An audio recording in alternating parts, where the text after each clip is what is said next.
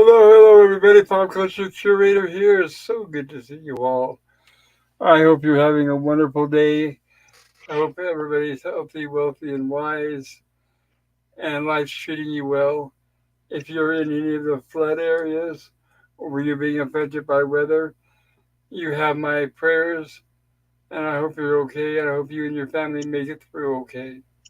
I know it's very devastating. I've been keeping an eye on what's been going on, especially through Gorilla's Random Thoughts, who's been doing a magnificent job monitoring the weather there, and it's pretty bad.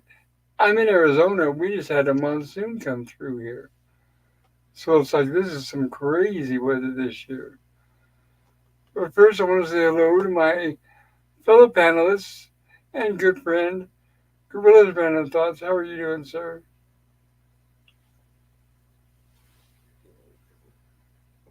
Gorilla may not be ready to go yet. How about you, You Nemesis, my good buddy? Nemesis, how are you doing? It sounds like Gorilla was there, but I am doing well, Pop. Always happy to be Oh, here on the horror sci-fi stream with you and Gorilla and all our wonderful people in the chat. Yeah. well, I'm happy to have you here. And I didn't know, Gorilla, are you there? I didn't hear you. Can you hear me now? Now I do, yeah. Okay. Yeah. Perfect. Well, they say there's a first for everything. Yes, sir. Yeah. Well, this is the first time I wanted to sit there and punch one of the cops. Why is that? What happened? Well, he's being a freaking smartass because apparently at 4:30 they closed the State Street Bridge. I did not know, so I went down the State Street, and it blocked off. I was like, oh, or they closed it in the bridge. He goes, yeah, it's closed. Oh, because I was just gonna head up to the public parks works there to help fill sandbags bags there and blah blah. He started arguing with me, and then he's like, "Well, if you want to go cross that bridge there, die, go for it." What a I was jerk like, that you're volunteering. "Yeah." I was like, "How am I supposed to know that they got that the bridge started swaying, and they're having an inspector down there right now? Like, how was I supposed to know when they don't update Facebook? They updated Facebook about 3 minutes after I looked at it." What a jerk. Sorry to hear that. Oh, oh yeah, so I just went straight home. I said, "Fuck it, they can film themselves. Yeah, screw them. He can waddle his fat ass up over there and do it." That is a true definition of pig. I know it's an old reference word for cops, but Yeah, that is a true pig. And I am sorry to hear that. So, as I said, especially when you're being a good Samaritan and you're volunteering and doing all that hard work, taking your valuable time out of your valuable day to do it, and then they disrespect you like that. It's a bunch of crap. yeah. All he had No, to no say, good deed goes unpunished. Oh, well, all he had to say is when I said, "Oh, so the bridge is closed," and go, "Yeah, it started swaying. It's getting inspected now." That's all he would have had to say. Yes, Like, I understand you're under a lot of stress and it's been a long, stressful 2 weeks, but come on now. for everybody, not just him. Remember that, right? Yeah. And I want to say hello to the wonderful, beautiful people in the chat. Well, Without this, would not be possible. I all right. wouldn't be here without the chat. I'll be right back. I'm gonna check out my corn. Go for it. yeah, bro. But I want to say Yeah, it looks hello. like we have. Go ahead, Pop.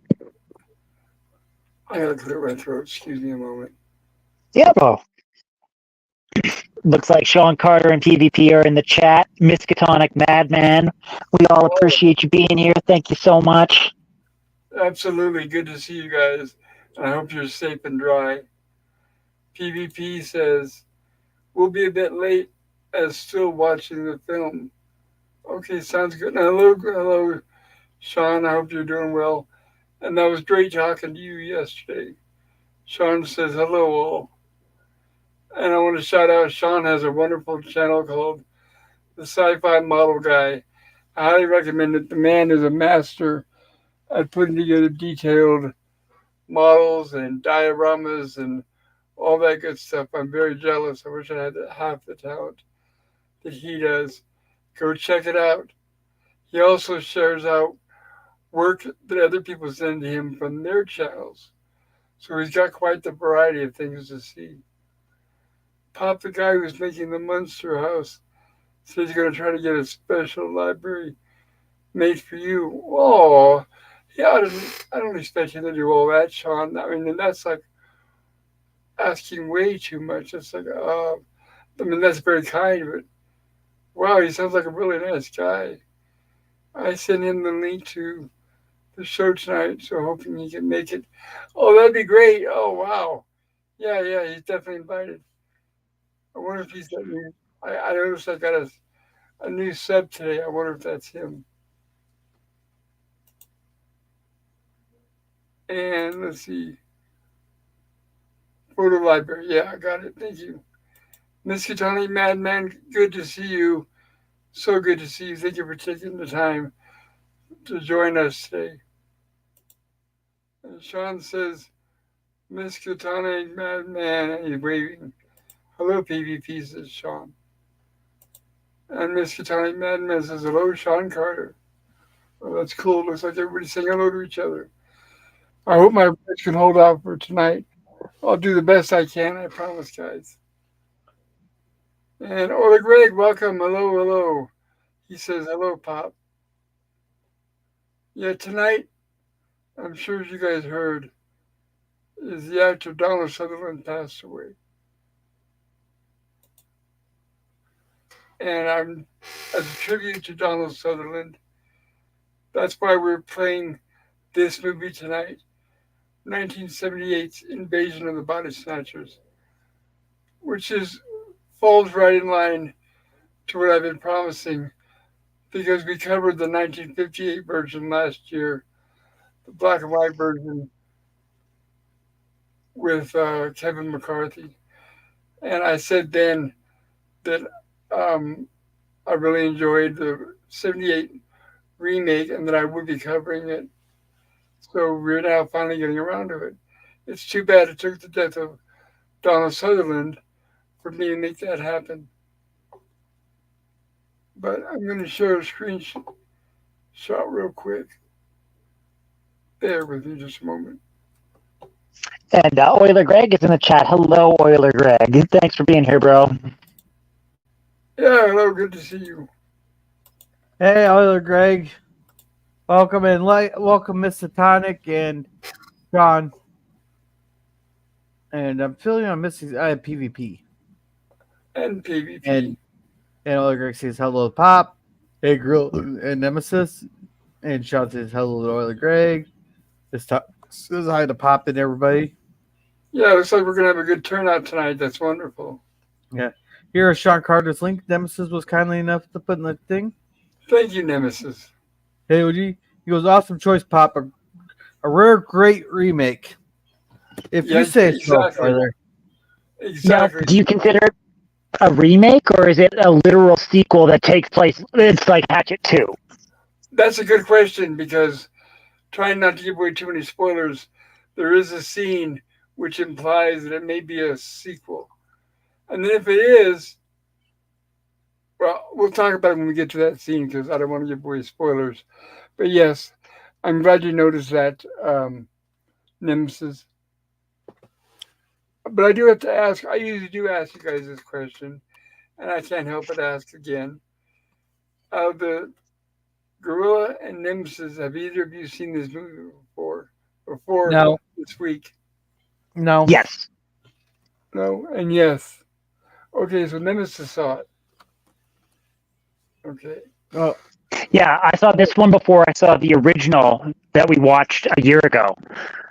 Oh, really? Yes. Well, I have to ask then, which one did you... Should I ask which one you preferred? I honestly, I prefer this one.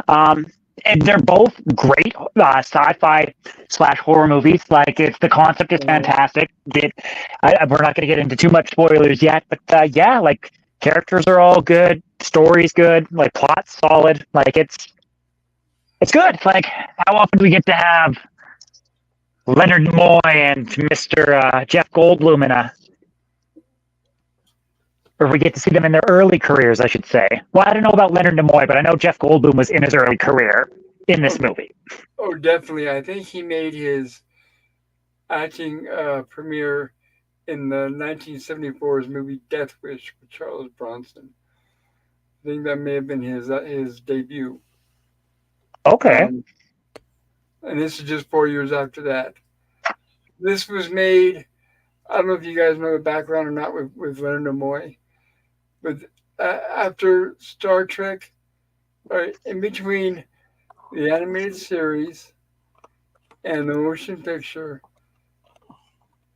Leonard Nimoy had a falling out with Paramount. He was suing them because they were making loads and loads of money off his likeness and all the toys and models, everything that looked like Spock, anything that had the name Spock on it, anything that had his face on it, they were making money off of. And all he did, which I don't blame him, all he did was say, shouldn't I get a cut of all that? And of course they said no originally. So he sued them. And they were holding out on him, and they were stalling and stalling and stalling.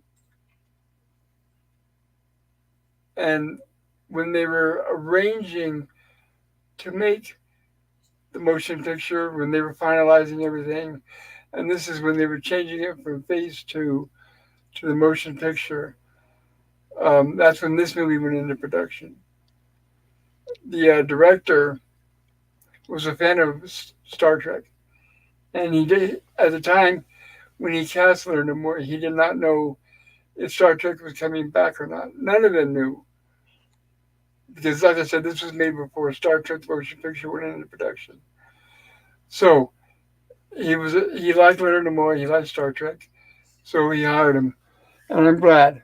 So Leonard Nimoy made this. It was after the series In Search Of, if anyone's familiar with that, and it was before Star Trek the motion picture. And it's nice to see a change of character for Leonard Nimoy. He doesn't play Spock in this movie at all, which is nice and refreshing. We get to see a bit of range of the actor. Yeah. Hey, I want to say welcome to Mark Ware to the channel there. He goes, hello, Mark from Virginia here. Just Hello, subscribe. Mark. I'm the Monster Mansion builder Sean spoke to you about. I'm happy you like the project. I'm setting up a shared album for you with all the pics. That is way too kind. Thank you, Mark. And when I saw your name pop up today, I was wondering because Sean Carter and I just spoke yesterday. And I wanted to tell you that is more than gracious of you to do that. And you're more than welcome to my channel. I hope you enjoy it. If you like, by the way, I'm also a huge Munster fan. So just last week, we covered the Lost in Space episode with Al Lewis. So yeah, big fan. And you're more than welcome. I've got other classic stuff here. I'm hoping to build a library up.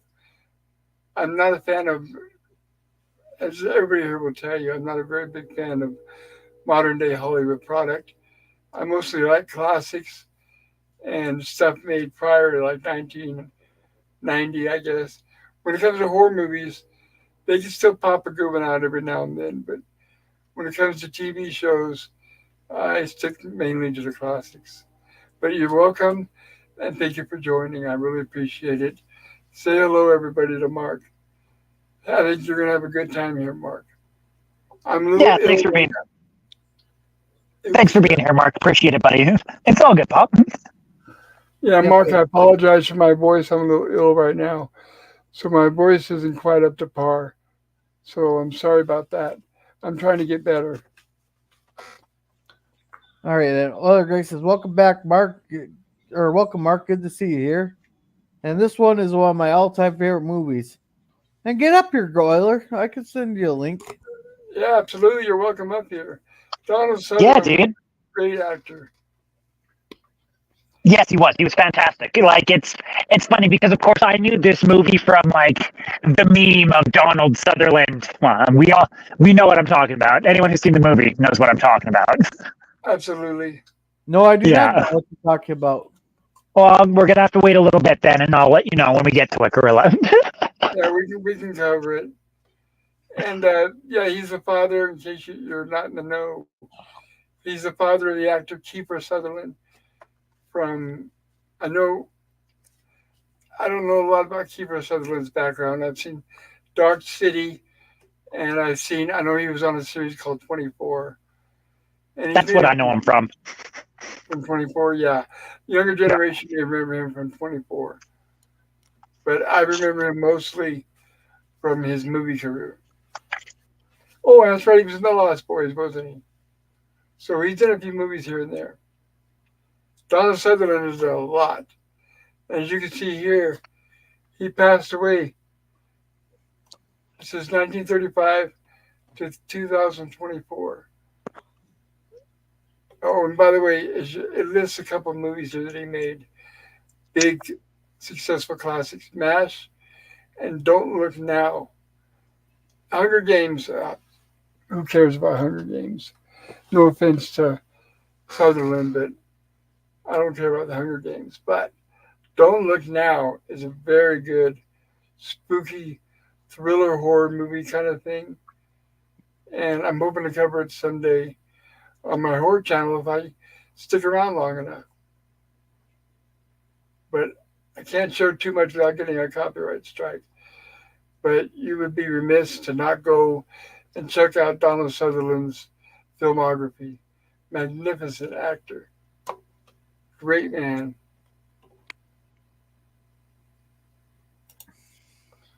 Okay, there we go. And how are we doing on the chat before I get started with the movie? Oh, way behind here. All right. right. Other Greg says Monsters. And Mr. Tonic Madman says, this is fantastic film. I first saw it on TV when I was about 8. I couldn't shake the nightmares for weeks. And it shows what can be done with a PG rating. It's excellent and scary without having to be rated R and full of gore and whatever. You guys know I'm a fan of gore, but this shows a variety here and how it can be done right without having to go over the top. Yeah. And Other Greg says the movie taught me to trust nobody. But Other Greg, just remember, I am nobody, so therefore I guess you trust me. That makes you somebody. So then we go back to trust nobody. So right. It would make me a nobody. So we're hoping a paradox here. That's right. It'll be a paradox about as bad as if a bunch of stormtroopers and a bunch of redcoats get into a firefight. Do the stormtroopers actually hit something, or do the red shirts actually survive an away mission? Oh yeah, that's true. And hello, Mark. It's me, the sci-fi model guy. That's right. Thank you. I know I will. And nothing beats the classics. Then, thank you, Nemesis, for putting his link in the chat. And quick, hold on a second. Gorilla, thanks. Mark, I'm guessing you're probably a fan of only the original Monsters. Am I right? Not the remakes or the whatever. Sorry, go ahead, Gorilla. All right, where was I? Park your flying cars on the roof, Mark. And he says, no apologies needed. Nemesis here. Mike is a little hot. I'm not sure what that's supposed to mean. It's a little loud. Thank you, Sean. I'll work on that. All right, so then one of my favorite Sutherland movies is Kelly's Heroes. Yes, Kelly's Heroes is that is a great movie. If you like, it's got Clint Eastwood, it's got Don Rickles. If you like, it's an action war comedy, and it's a great movie. I highly recommend it. Okay. If you like war movies, that is. And welcome, Scurvy. Welcome. Hello, Lemon Pie. Hey, Lemon. How you doing, buddy? Welcome. Hope you're doing well tonight, sir. Or ma'am. I'm still not quite sure. Yeah, now it's just everybody saying hi to each other and waving at each other. All right, we're all caught up. I'm going to go. I believe Lemon is a dude. All right, I'm going to go pull my corn off the stove. That sounded dirty. Oh yeah, but I can tell you what I'm gonna do. That corn on it's all on the cob there. I can tell you what I'm gonna do to it. Oh my goodness. We'll get this we'll get the stream demonetized, bro. Be careful. Sounds unsightly. Right. Well, there's a site called Corn Hub dedicated to that. Oh no. Yeah, I'm not surprised if there's people out there doing coffee enemas. I'm sure there's people doing weird stuff with corn too. oh no, the whole site's just dedicated to just corn. That is crazy. Well, some people have a lot of time on their hands, I guess, huh?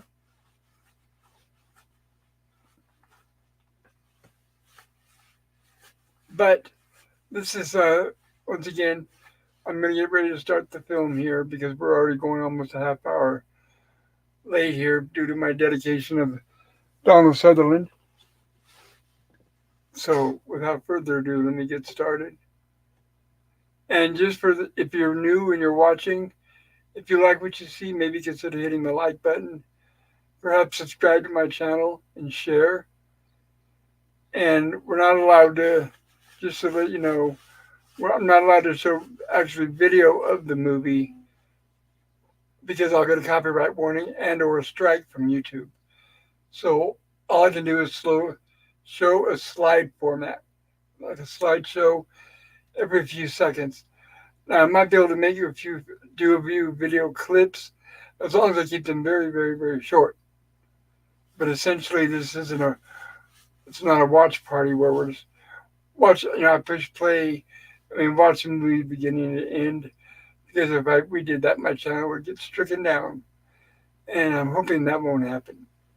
So, got to be careful about certain things like that. All right, let me get this all set up here.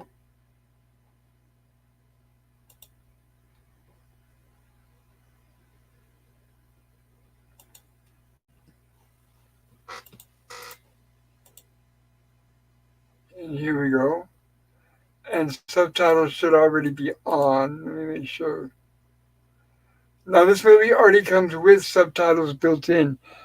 As those of you know who are familiar with my channel, usually when we have a stream, I usually always have subtitles that makes it easier for you there at home in the chat to kind of follow along with what's going on in the movie because we're not able to read everything here without getting copyright stricken.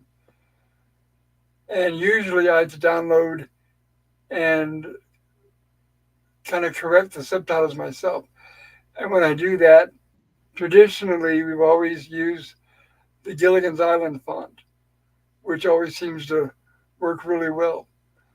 But since this movie came with subtitles already included, it will have subtitles, but they're not going to look like Gilligan's Island. So I'm sorry for that. If you're wondering, that's why.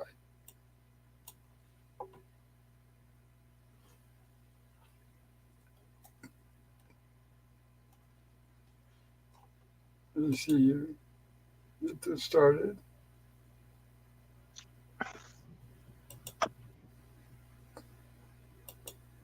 Wait, did I hear somebody pop in? Yeah, that was me. Oh, okay. Oops, don't want to show too much here. And United Artists. That's another studio that has switched hands and been bought out so many times it's ridiculous. I think currently it's owned by Tom Cruise.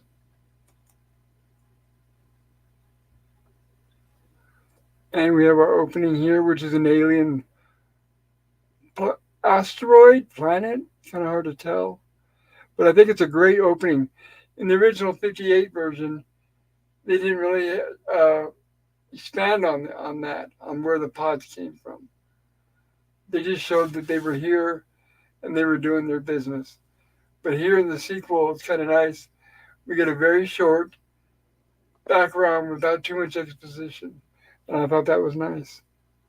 Well, I will say this is one thing that this movie did do better. Was showing there from space. Yes. Yeah, it looks really good. Like it gives off a better immediate vibe of like, oh yeah, okay, we know what we're dealing with here. Exactly right. And in the original movie, they did say they were from space. They just didn't show it.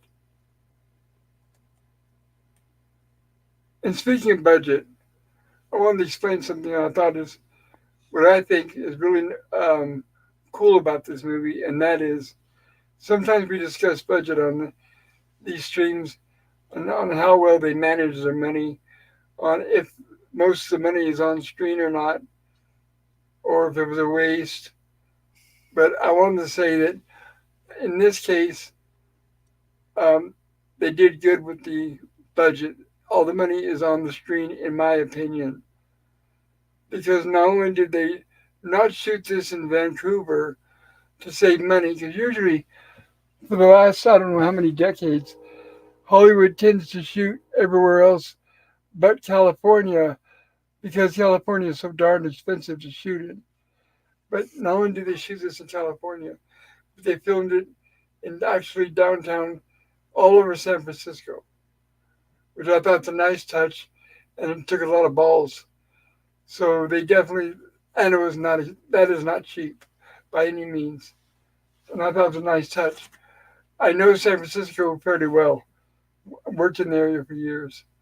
So it's nice that I can kind of point out some locations as well, because the city, I mean, honestly, guys, San Francisco has changed very little over the years. So a lot of what we're going to see tonight is what it still looks like. Well, a lot of what we're going to see when the movie took place in '78 still looks similar to what it does now. And I think we have somebody new here. Hello, PvP. Hey, Pop. Hi, guys. Is my mic on? Sometimes I know I forget and I mute myself, but hopefully. Yes, it is, sir. Oh, good. I'm glad to be here at the start of one of these for a change. I know I've been late to sometimes, but I managed to get it all finished a couple minutes ago, so that's good. Well, we're glad you can make it. Well, I'm glad I could make it too, Pop. Always an honor to be on your panels, I must say. Well, thank you. For all of you in the chat, and for everybody out there listening, if you're watching this live right now, if you have seen this movie before and you'd like to comment, feel free to join us. There's a link in the chat where you can come up on the panel and you can talk about it with us. We are not experts by any means, so don't feel like, oh, I wouldn't know what to do if I got up there, or I wouldn't know what to say. It's not like that at all. We're all amateurs, and we're all just here to have fun and to share our love for movies. That's strictly it. And I welcome all opinions. If you come up here and say, well, I didn't really like it, I liked the first one better, or it's not my kind of movie, or whatever, it's like, okay, fine, that's great. I welcome those opinions because I don't like echo chambers. So your opinion, For sure. Yeah, your opinion, no matter what it is always valuable. Yeah. As long as it's respectful and you've seen the movie. Oh yeah, Hey. as long as you've seen the movie, then you know what you're talking about. Hey, is this Veronica related to Angela? That's her sister, Gorilla. Okay. Isn't that Yeah. cool? Yeah. Actually, Alright. Veronica had much more of a career than Angela, I believe. Did she not? Quite extensive. Yes, to be exact. Angela did, for example, Make Room for Daddy, and she did The Sound of Music, and then she did Lost in Space, and then her career kind of faltered after that. She did a few cameos here and there, but not very much. On the other hand, her older sister, Veronica, yes, went on to do a lot more. And honestly, Veronica is a better actress too, a better range. So no offense to Angela, but Veronica is a powerhouse when it comes to acting. So many movies. I love Veronica. Yeah. I'm glad to see her get star billing in this movie, by the way. Yeah, that's great. Yeah. Yeah, can we catch up on chat? Great idea. Thank you, Gorilla. And Scurvy's like, I'm a boy, a real live boy. Oh, I mean, I'm a feller, a man. Sure, he's a man. He's a man. Yeah. And welcome, Taylor Swift, greater than Disney, Star Wars, MCU, and Doctor Who. It looks like he's giving us the Pride Heart Rainbow over and over and over again. Thank you, Taylor. Good to see you. I hope you're doing well and staying dry out of these storms. Yeah, good to see you, Taylor. Thanks for being here, bro. Okay, then, Miss, here, I'll let you read this one, PvP. Lemon Pie says, "Oh no, Miskatonic Madman." I'm probably butchering that. Says to Lemon Pie, Dapper Dan, man. And you said that correctly, PvP. Very nice. Oh, I did. Thank you. Yeah. Uh-oh. Well, other Greg, we never listen. Nobody ever listens. Like, I never listened, not letting certain people up on the panel. Nobody listened to other Greg last night. He caught me. He says, I warned you, everyone last night about Children of the Corn. They got Gorilla. Look for Gorilla's pod. Children of the Corn, that is such a god-awful bad movie. My goodness. Yeah. I don't know how it made umpteen sequels. Yeah. Sorry, go ahead, Gorilla. He says, real Gorilla loves bananas. Pod Gorilla loves corn. Well, judging by the kind of... I've seen your cooking before, Gorilla, and I'm sure it's delicious. Oh, it's just simple corn on the cob. Alrighty. And other Greg says, yeah, simple but great opening scene, Pop. And, oh, yeah, we got a fan. I got a fan in the house. Yeah, who's that sexy gorilla? Well, hello, Zombie Mask. Good to see you. Oh, sorry. I guess she was talking to you. My bad. They were talking to you. Yeah, she's starting to refer to the sexy gorilla that's up on the panel. Just saying. I'm sorry, bro. My apologies. I'm so jealous and intimidated. Yeah, Mr. Modest Gorilla, that is. Only slightly modest. Oh boy. That is definitely stock footage. In fact, that scene right here was also used in Planet of the Apes, among other movies. Actually, I have a question about the budget. I can't find what this film cost. What was the approximate budget on this movie? If anybody has a number. Let me look that up. I guess I should have done that before the stream tonight. Yeah, I tried to look it up, but I'm just coming up a blank. I couldn't find nothing, Pop. That's odd. Okay. Give me just a moment. Bear with me, guys. Won't take long.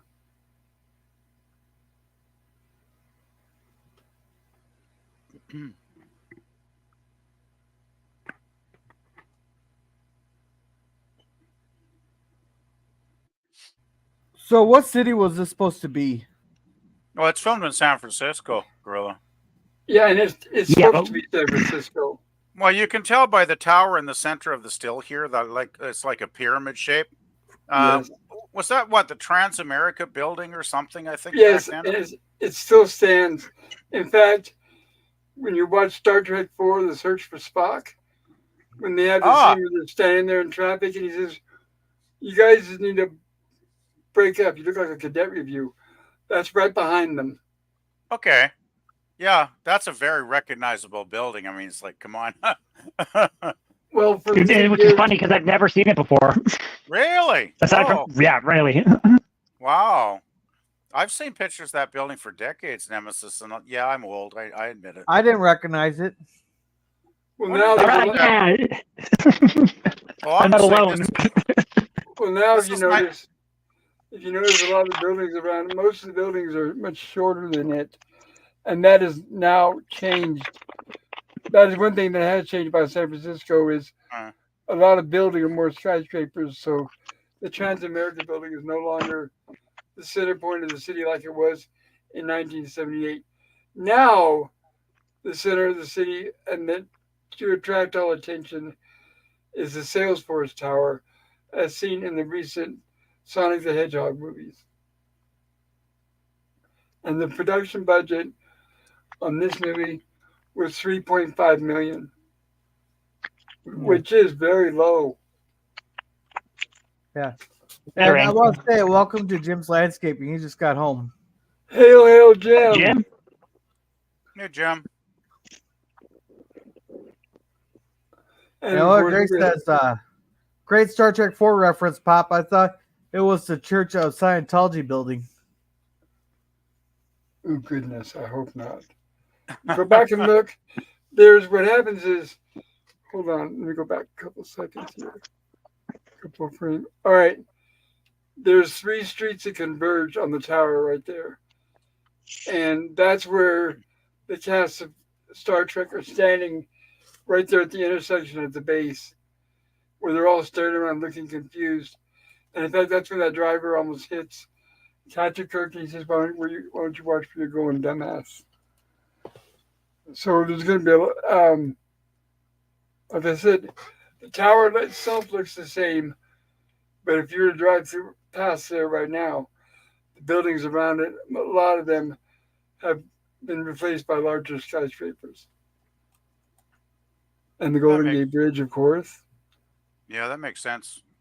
By the way, construction started in December 69 and they finished it in 1972. So Transamerica Building's been around for quite a while. Yes, in fact, it was the center point for a long time. And it wasn't until just recently it was replaced by Salesforce. So they kind of drug their feet there. This street is where I don't know if anybody's ever heard of it, but there's a famous row of houses called the Painted Ladies. They're on this street, and that's the ones you see right in front of you. Also seen in the show Too Close for Comfort, Friends, and you'll see a lot of these locations in Miss Doubtfire and all that stuff. Yeah, almost anything that's filmed in San Francisco, I guess. And we open up with looks like it's just finishing raining. And we got dew, and it looks like there's some sort of substance on the plants.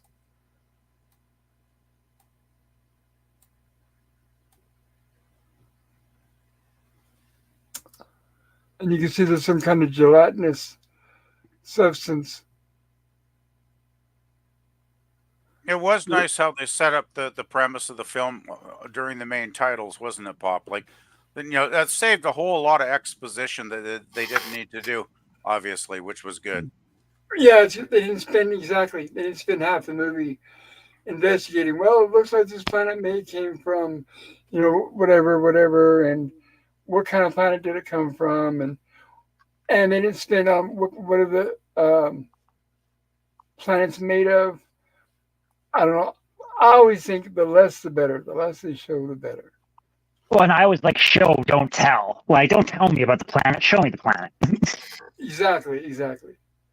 Well, I always reference like silent movies where they could tell a story without a single word of dialogue, right? And some of those I think are the greatest films ever made because they can just like show you the entire thought of the film without going yakety yakety yakety yak till you want to like smack yourself in the head, with exposition, right? Exactly. Now I'm going to try to see if I can show this clip here without getting into trouble. Oh. It is cool though, this clip. This is very cool. Now, you guys know how that was done, right? I don't. No. I never saw this film till today, actually, when I watched it.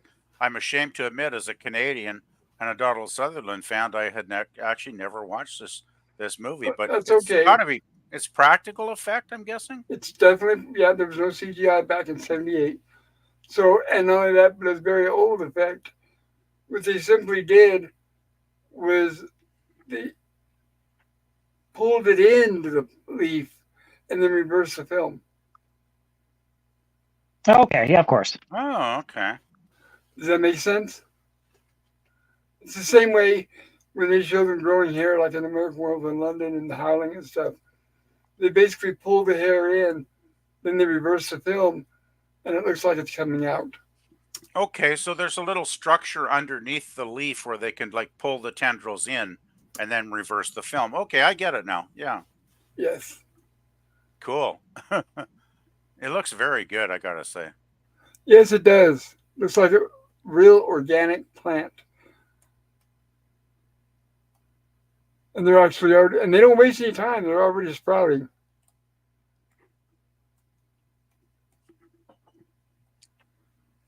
It kind of reminds me of that old film Day of the Triffids, if you guys have ever seen that one, because those plants don't take long either.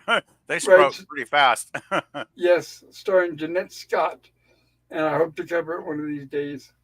Yeah, it's a great film. And here we are. We open up in Golden Gate Park. I've been to Golden Gate Park. Cool. Now this lady here, she could get into a lot of trouble. She's opened up a liability. There it is. There it is. I was wondering if anybody was going to notice. Tell us about a gorilla. What? Oh, what I'm saying is this one. Well, she snipped it, but the teacher there, that she told the kids, go off and start pick some flowers there, which you should never tell a bunch of students to do, especially if they're not yours, because a lot of plants get like to protect themselves. There's some plants that actually have acid on the outside of them. As soon as you touch them, they'll burn your fingers there, or they say the kid's not going to put them in their mouth and stuff. Well, no, that's always possible. As far as if they're dangerous like that, San Francisco would make sure to get rid of them. But the actual issue here is there's so many, and I'm talking, you won't find another city on this face of this earth that protects the environment more than San Francisco. So there's too many organizations that won't allow you to pick flowers. Now, back in '78, I don't know, but I know now picking flowers in Golden Gate Park is an absolute no-no. No, I think that's much of a problem. And I see pictures of San Francisco. I don't think they care about the environment. But well, it depends on what part of the city. Yeah, most of it's a shithole. But I'm talking about Golden Gate Park. Yeah, in certain areas. But unless you absolutely know that plant is harmless, I wouldn't touch it, because heck, even just like for perfect example is anybody who's ran through a cornfield. It hurts it hurts a lot, and after a while, and your skin just starts burning. It's because of the corn dust. The leaves are actually really rough, and they rough up your skin. And then the corn dust goes and just dries out your skin real bad. Who's to say what these plants have on them, or if they're poisonous, or anything. Well, exactly. People forget that plants are living animals, or living creatures, not animals, but they're still alive. They still respond just like any other thing would, and they're stuck in place. They have defense mechanisms in play. Yeah, and they're also, they have a chemical compound, like we do, a chemical base, for their existence, right? So they could be toxic, So yeah, of course, Nemesis makes sense. By the way, I just want to mention the priest on the swings here. Yes. I think he might be a fellow I've recognized from somewhere. That's right. In fact, he was on Father of the Bride. He was in the movie Father of the Bride we just watched last week on Gorilla's channel. That's right. Oh, wow. Wow, what a coincidence. That's cool. The director was this is Robert Duvall, everybody. And the director, and by the way, he's a big time actor. So it was interesting that he did this small cameo. The director was a big fan. And Robert Duvall was up there visiting for the weekend. He was in the middle of shooting Godfather Part 2. And when Philip Kaufman, the director, heard that he was up there, he said, hey, can you come and shoot this one cameo? And cool. Robert Duvall said, sure. And it's great because it's very creepy. Oh, yeah. He creeped me out totally, even though he's only in the movie for 20 seconds. Right. You got a priest who's in the middle of a children's playground. Yeah. And the way he's staring at that bunch of kids, it's like, woo, what's worse than the Body Snatchers? Why is the priest sitting there swinging on the swings there in the middle of a playground? Can anybody answer? That's what we're talking about. Yeah, we're kind of guessing, I don't know if he's got good intentions. We're guessing maybe not. To put it politely, Gorilla. Well, I think this was supposed to be because wasn't I don't know if in the 70s if a lot of those scandals with Catholic priests started going around or not. Gorilla was going on for hundreds of years. Yeah, but no, when it's all started coming to light. hundreds of years. It's just that they were burying it. And it's slowly getting more exposed, but cases have been popping up for a long time. Yeah, yeah. So I wonder if this was like the director's like Poke? poke at the Catholic Church there. I think so. Yeah, that sounds logical, actually, Gorilla. Yeah. But it fits within the plot, like I said. It's like, yeah, he's spooky as hell, but that's nothing compared to what we're in for.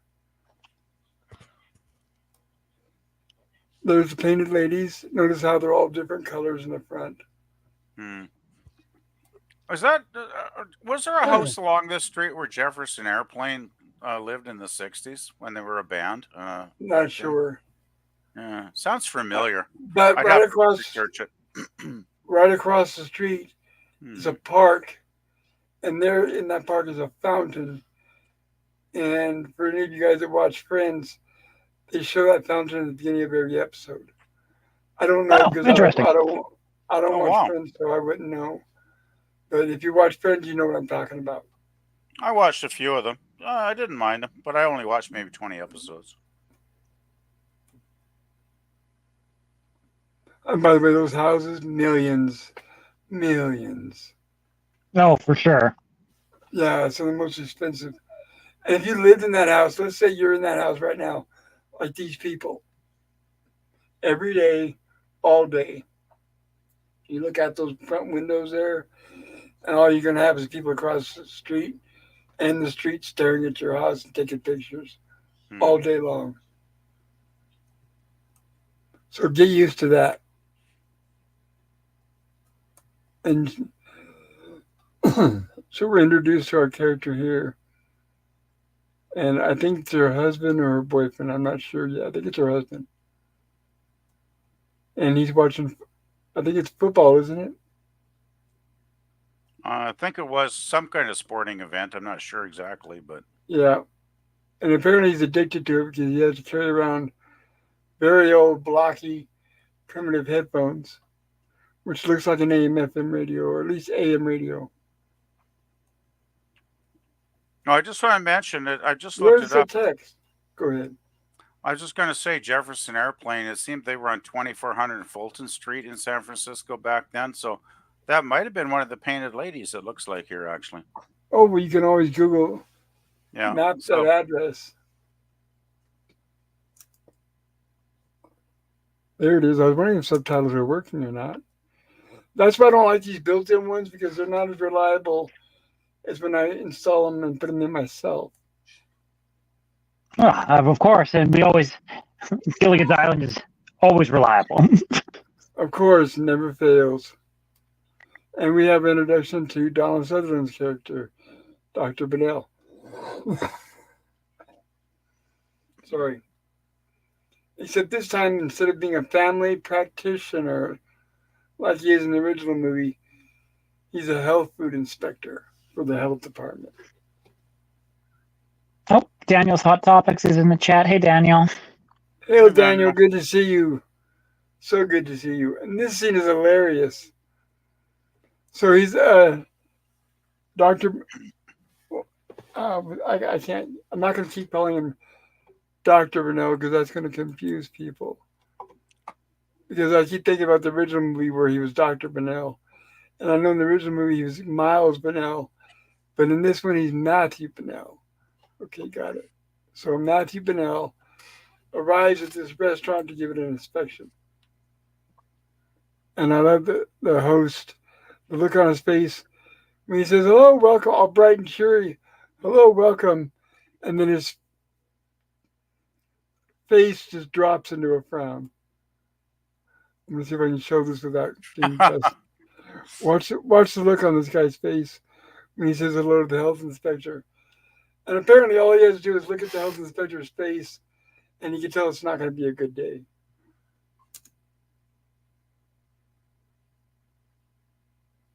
Right there. I love that. You know, what amazes me is how Donald Sutherland's character finds that something in the soup so quickly. It's quite impressive, actually. Yeah, it makes sense. And it adds to also, without giving away spoilers, is later on they show him that he's a a chef. So that would be smart if you're going to be a health inspector. Take some culinary classes, obviously. So yeah, that's how he's able to spot that out from a distance. He walks through the whole kitchen and he spots it out of everything. Yeah, I was impressed. I gotta say, All these he's other like cooks are, Sherlock all Holmes. the other cooks are all the cooks are. You can tell they're all dreading him being there, and all the cooks are looking at him like they could kill him. You know what's really sad though? It's just like what, a dozen cooks in the kitchen, and you think they look like a high class establishment because they all got their little chef's hats and whatnot. And Yes, you think it's high priced, and then he's like, "You shouldn't be serving this to your customers for the prices you charge." and I can tell you as a testament, yes, that is San Francisco. In the back, it's dirty and they're way overpriced. They try to act fancy and they're not. One time I went on a date when I was in the Air Force. It was a double date, me and a friend and these two girls. And it was supposed to be a fancy Italian restaurant. And we went in there and I ordered spaghetti. And I'm not kidding you, the sauce was water. It was almost transparent. And the guy tried to treat me like I was stupid. Well, sir, you don't know spaghetti. And I said, yes, I do. I know, but I'm being ripped off. I'm not dumb. And then immediately he went into hush mode. Whoosh, quiet. We don't want anybody to hear this. I'll give you your money back. I said, I'll be as loud as I fucking want to. You guys need to be shut down. This is a ripoff. So yeah, overpriced, very small portions. San Francisco, it's rare you can find a good deal on anything in that city. What a schmuck.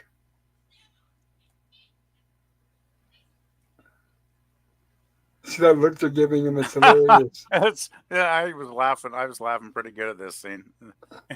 He finds that little turd with his tweezers. I thought this is pretty good stuff. Right? They keep insisting it's a caper. And he says it's a turd. No, it's a caper. No, it's a turd.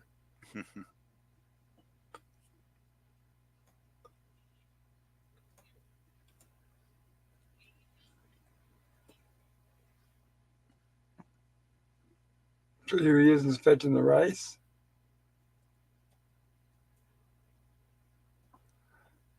Okay, let's see if I can catch that too. It's hard to the video, but there it is. He goes out to his car, and the cooks had smashed his windshield with a bottle of wine. Yeah, I'm kind of puzzled by this. Like, why didn't he get out of the car and read them the riot act for doing that? Like, well, because I mean, think about it. They could kick his butt, and plus, he doesn't know which one did it. I mean, there's like more than one of them. Everybody was staring at him. Everybody hates him. yeah, but still, you think he could have called in like they smashed his windshield, and that restaurant would have had another reprieve on their books, right? If he can prove it was them, he was parked in the alley adjacent to the buildings. Because believe me, they will find their way to get out of a lawsuit, and they will usually do it. True. Yeah, this is the days before dash cams, unfortunately, Pop. Yes. You have to prove it. Well, did anybody actually see it happen? Yeah, you're right. Now, he's already on the plans. Let me go back. See, so you can see he's cutting out an article there that is talking specifically about the plants. So he's already well aware of it, which makes sense since he's a health inspector. They want to make sure that when anything pops up, obviously it's not going to be a threat to the public. He does seem like he's a very thorough health inspector. I got to say, I was quite impressed by his character at this point. Yes, very realistic and believable. Yeah. Now, I wanted to ask you, PvP. I know this is kind of strange, but do you recognize that brand of milk? That used to be on almost every TV show and movie back in the day. The weird thing was, Pop, when I was watching this, I thought that does look familiar in some weird way, but being up in Canada, I'm like, I don't know if we ever had exactly a carton like that, but we do still have cartons like that for the 2-liter size of milk, actually. That's like the wax cartons kind of thing. Oh, yeah. Well, yeah, you can still sometimes find wax cartons. Yeah, but this was foremost, and it was a brand that was around. Yeah, I remember it popped up all the time in All in the Family, and a whole bunch of stuff. But then it not to be. I don't know where it is. I guess they went out of business or sold out. yeah, I haven't. We did have Foremost back then. I think in the '70s, actually, pop. Come to think of it, now that you mentioned the brand name, and yeah, I haven't seen that around in a long time. So I'm guessing that the dairy just went out of business, like in both our countries, kind of thing. I think so, or was Yeah. sold out by somebody else, or Hmm. bought out. Bought out. Bought out. Yeah, that makes more sense. Yeah. This guy looks familiar. Who's this dude with the hairy chest here? I'm not sure, but I think he was on some sitcom. I don't know. I don't think it was Taxi, but I remember his face, like you said, is familiar, but I can't remember specifically. Is it worth Yeah, mentioning? I don't know. I don't see him in the main cast at all here when I'm looking it up. So yeah. And now they've got that plant next to them in that cup of water.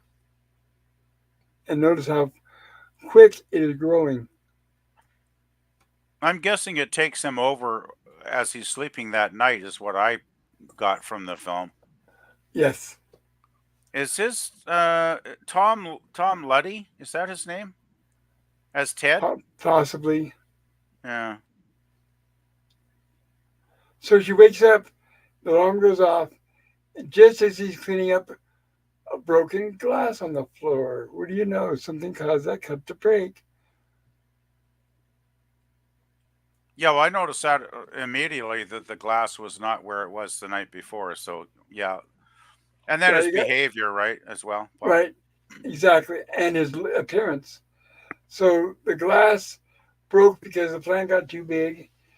And look, he's cleaning house, which he does not do that. And look at his hair; it's all combed. He's in a suit, and that's not like him. He's usually disheveled and watching sports.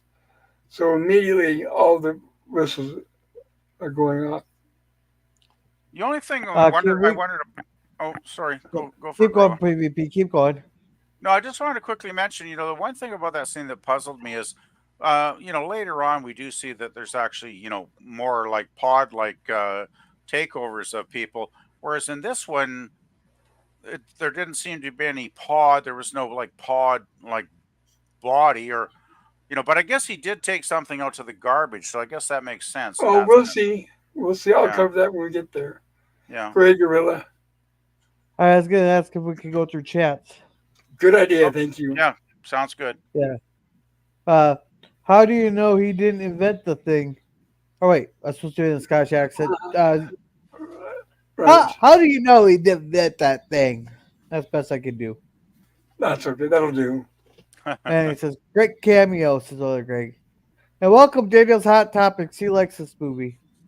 All right, Daniel. I'm glad you're here. Good to see you. Yeah. And Kirby says, "By Snatchers, the San Francisco treat." Wait, that's All rice right. roti. Right. And it's funny how the cable cars are all but shut down now. So the one thing to go to the city for the ride to one of the trolley cars there is gone. Well, let me ask you this, Gorilla. You don't know the city, so as an innocent bystander, and if you went to San Francisco tomorrow and you said, "Okay, I want to ride a cable car," what it does, it goes up the street and down the street. You got that? Yeah. And you usually only ride it one way. You don't ride it all the way and then turn around and come back. Would you pay $11 for that? Well, it depends how far we're going. Oh, okay. Well, that's one of the problems. Is it's very expensive. The only people that ride it are the tourists. Anybody who's local doesn't ride that thing. Because if it's only like 1 or 2 blocks, no. But if it's going like across the city, yeah. Well, tourists should be worth it, I guess. I was there in the '80s a couple times, and the cable cars were still going strong then. And I think you could take one from like downtown, I think out to Fisherman's Wharf, Pop, if I remember correctly. So yeah, you could have a nice little trip. The problem was, so you're right, it was so popular with the damn tourists, me being one of those. I could never get on the bloody cable car because every time I walked by them, they were just over brimming. People hanging, out the door kind of thing. It was so full, so I just gave up on the idea. No, if you're going, if you're going like a fair distance, no kind of getting like halfway tour of this I'll be right back. in the cities, it'd be worth $11. But if it's only going like a couple blocks and turning around, no, it won't be worth it. Oh, I agree, but I was just always too busy. Like I just gave up because every time I saw a cable car go by, it was maximum capacity already. So I was like, "Oh, the hell with it! I'll just walk or take a cab." Right? Yeah, which works too.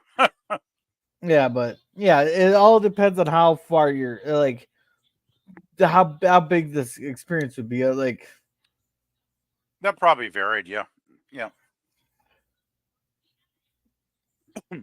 Anyway, is that all the chat? There must be. yeah, more that to was that. all the chats. Wow. But it was already but we're already a little bit behind, or like half an hour or 20 minutes behind on it. So I was like, let's just get it caught up real quick. Okay, well that was fast. I remember the rice roni ads, by the way. Yeah. I don't even think rice roni exists anymore, does it? Yes, it does. Does it really? Oh, okay. We have a bunch up in uptown. My mom loves it. I don't know if we have it in Canada anymore. We used to get the ads here, but I don't remember seeing it on the shelf. Oh well. Anyways, carrying on with the movie. Yes, continuing on with her boyfriend who's. Did we finish the chat? Yeah, we're all caught up on the chat. Got it. Thank you. All right, here we go. So he's taking out the trash. Got that, guys? Excuse me. She's behind him. He's keeping his back to her. And watch, she follows him out. She hears the trash truck. She runs around back into the house, looks out the window. The thing is I guess I'm not giving away spoilers by saying this, but after watching the movie, you start to pick up on it. Those are all pods that are there. And that's what he's carrying out to the trash, is one big pod in the trash can. So here, in the original, they look like a pea pod, like you guys saw, where they popped open and there was foam and stuff. Here they look like they've been burned. Almost like after they bloom and the alien comes out, then they incinerate. So, but it's very subtle in this movie. The thing is, if you don't pay attention, you don't notice it. It does take a while to pick up on that, Pop. Like it took me a while to figure out what was going on because this is the first time we see this transaction. But yeah, what you're saying totally makes sense. Yeah. And it's a special garbage truck. Notice there's no garbage, there's no trash, no aluminum cans or bottles. It's specifically for the bodies, the pods. Well, yeah, I started to realize even early in the film that the pod people were starting to take over, even at this point, right? Because they got the garbage truck here, so they're getting organized. Right. Even over the first night, they took over a big chunk of the population. But the pods pop up, actually. That's what I was thinking about this. When you said earlier about the appearance of the pods, they actually show up a lot here in this movie, but they're very subtle and they're in the background. You got to keep your eyes open. And there he is standing out there all spooky. And she's like, this is totally not my boyfriend because he doesn't do this kind of, he doesn't stand here and stare at a garbage truck, right? No, look at that. And a three-piece suit. Yeah. He might stare at his favorite sports team on the TV while he's drinking some beers, but he's not going to do that. Now, here's another thing. Watching the movie, now, I don't like to give away, like I said, spoilers, but I have to tell you to pay attention. This is still relatively the beginning. One night has passed. Watch this man and then the other people around him in the city. Watch what they're doing.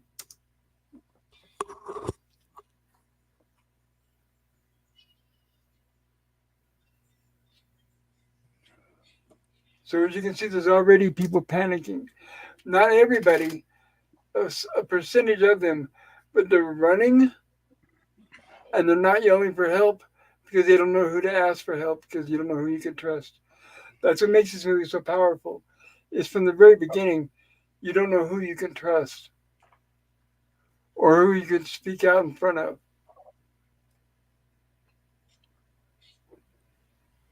I love this guy here, the homeless guy with the dog. Yeah, this guy was a great character. Plus, he also was a barometer of what how the situation changed later on, right? Yes, he's right there in front of um, right, the Department of Health, which is the actual Department of Health where they shot this. Cool. Which Well, saved money there. Save money. Yep, might as well since they're paying for it to shoot in San Francisco. Yeah, why not? I'm sure you guys recognize that stock actor. He did a lot of stuff. So now that he's showing her the word, she's his assistant. And instead of saying he, she, I really need to give the characters their names. She's Elizabeth Driscoll, and she is his assistant. He asked her to come in early.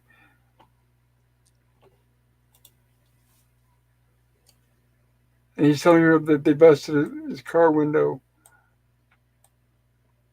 And he's telling her about the rat turd / caper that he found in the restaurant the night before.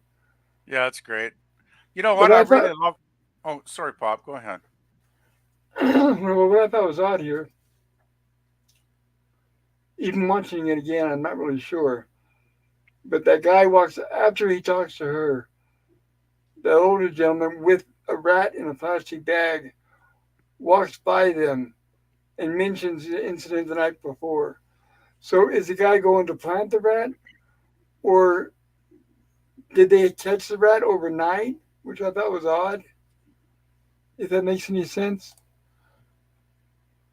Right there. Go back.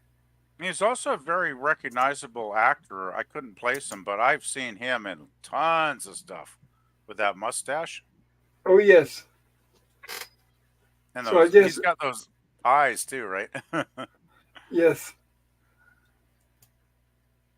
Yeah, I've seen him in tons. I just wish I could place his name, but oh well. Well, I'm sure if we do the rabbit hole thing, we can find it. Yeah, I just wanted to mention though, it's nice that our two main characters have that. They established their close friendship early on in the film with some of these scenes, and I really enjoy those parts of the movie. And they're not lovers. No, These days, they're good yeah, friends. right. These days, they would be lovers and cheating on her husband and all this other crap. Oh yeah, yeah. Well, this is what I always say. Like I've had good friends that are just, I've had good female friends, and they're friends, right? And I'm happy to have them as friends. Like just because you have a relationship with someone of the opposite sex doesn't mean it has to be romantic. It can be just a good friendship, like in the film here, which I do appreciate them actually putting that in the film. Because people always Exactly. assume like you can't, Exactly. they say, oh, you can't just be a friend with a woman. Well, yes, I can. Anyway, sorry to go on. Okay, now here's what I want to point out. Remember this Department of Public Health, right? Look at these people in line here. See, it's very subtle. It's in the background. They're there obviously to file some sort of complaint against who? But they're waiting out, and you can see a shadow inside the door.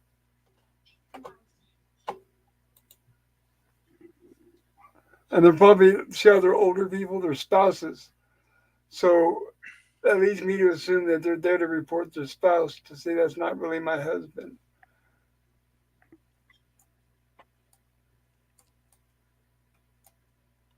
Kind of remind me of the movie, if anybody's seen Shaun of the Dead, where it's a zombie movie, but the first half, the main characters are oblivious to what's going on. There's a zombie attack going on all around them in the city, and they're just walking around nonchalant and shooting the shit like nothing's happening. I've seen That that. dude is Yeah, amazing. It's one of my favorites. that is a good film. Yeah, yeah. It's a nice, refreshing, slightly different take on zombie films for sure, guys. definitely. Which I'm hoping to cover on this channel, obviously, if I live long enough. Hell yeah, that'd be awesome. And of course, he's already got that spooky look about him. And she's wondering. I noticed now, he was the one who was being a horn dog earlier in the earlier scenes, but now she's trying to show affection and he keeps brushing her off. This is I think the scene she realizes this is not the guy she knows. Right. Well, I think she had doubts all day, but now she thought of, okay, there's a few things I'm going to try when I get home. And now she just did that, and that proved it. Now she knows for sure. Oh yeah, like I previous scenes, if she grabbed him like that, and he'd be like all over her kind of for the romantic stuff, right? And now he's like totally detached. Right. And like, what are you doing? Pod people clearly don't have coitus, so that's not how they reproduce. No, well, because they're plants. Mm-hmm. And look, the worst thing you could do is get into a god-awful pinto. It's too bad it doesn't explode. Well, that's how you know they're actually pod people. Yeah. If they're using pintos to get together, then they are pod people for sure. On the back half, the pinto didn't explode. Exactly. On the back half. See, here's where I was telling about he's a gourmet chef. Think about it. If you go over to someone's house for dinner, you can't ask for anything better than somebody who's the actual food health inspector of the city, who's a gourmet chef. I would be, okay, sure, yeah, no questions asked. I'll have some of that. Yeah. Definitely. I would guess there's no rat turds in what he's preparing today. No, I'm feeling his kitchen is very clean. Stir fry. That's what I need to do. I need to make a stir fry. And of course, there's the Transamerica Tower again, and again, and again, and again, and again.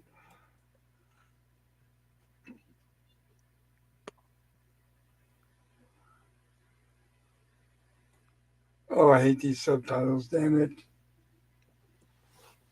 They're not even working. But they're basically talking about. Do you guys remember? Help me out here. They're basically talking about, he's talking about. They're not talking about the plants yet or the pods yet, I don't think. But not that I'm aware of. But she is telling him that her husband is not her husband. She says, you may think I'm crazy, but he's not my husband. That's somebody else. And of course, he doesn't quite believe her at first. What he does believe is because she's his friend and he knows she's not crazy. Damn subtitles. And now she does that just for the hell of it. Okay, I got a question about the eye thing here. Was that special effects, or does the actress actually have that ability to do googly eyes? Like, that kind of freaked me out, guys. She told the director that she could do it, and she showed him, and he says, "Oh, well, let's put that in there." So yeah, she did that. Wow, I've never seen a human being do that with their eyes. That freaked me out. I was sure that must have been a special effect, but it's like, wow, that's really her. Wow. What can I say? She must have spent a lot of time in front of a mirror as a little kid, I guess. She must have drove her parents nuts too, like saying, "Hey, don't do that with your eyes. You'll go cross-eyed." Exactly, you go blind, you go cross-eyed, all that stuff. And here but we it's have, just a nice touch of humanity that we can still see with her. Yes. And so now he's in the dry cleaners. And he's in there and he's talking to, apparently it's a Chinese dry cleaner, of course. San Francisco Chinese. Makes sense. They have the largest Chinese population in the U.S. And so a lady approaches him and says, "My husband is not my husband." My throat, I'm sorry. Can you guys continue a minute? I got to clear my throat. Yeah, that's okay, Pop. Hey, I want to say welcome to DJ Play Nice. And Sean's laughing at Scurvy here.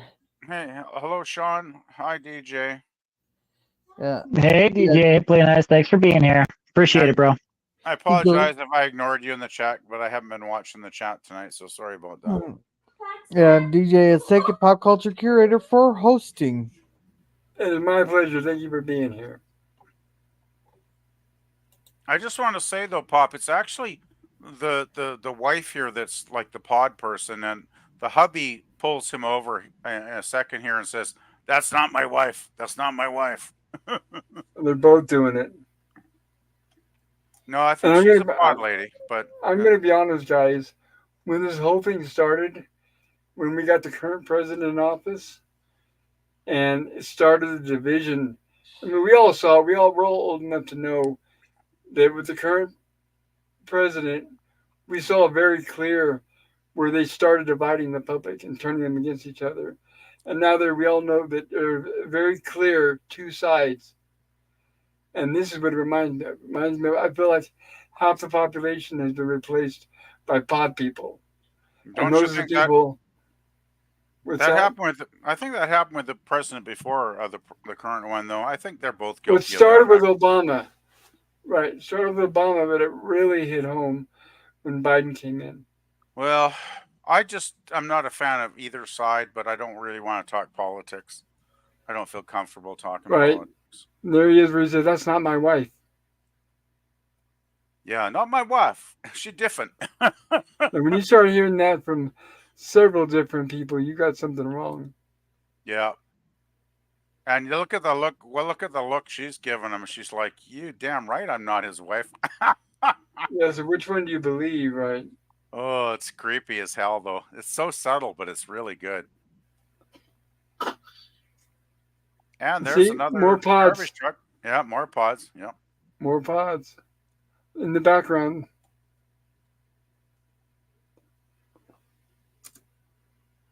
There's that same homeless guy with the dog. Well, at least our banjo guy's still okay at this point. Oh yeah, for now. When they pick a spot in San Francisco, by the way, they stick to it. They'll be in that spot for years.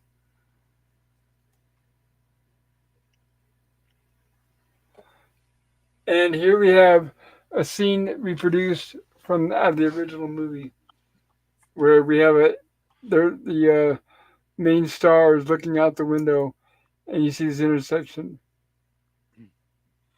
and people are acting strange. I'll put it that way.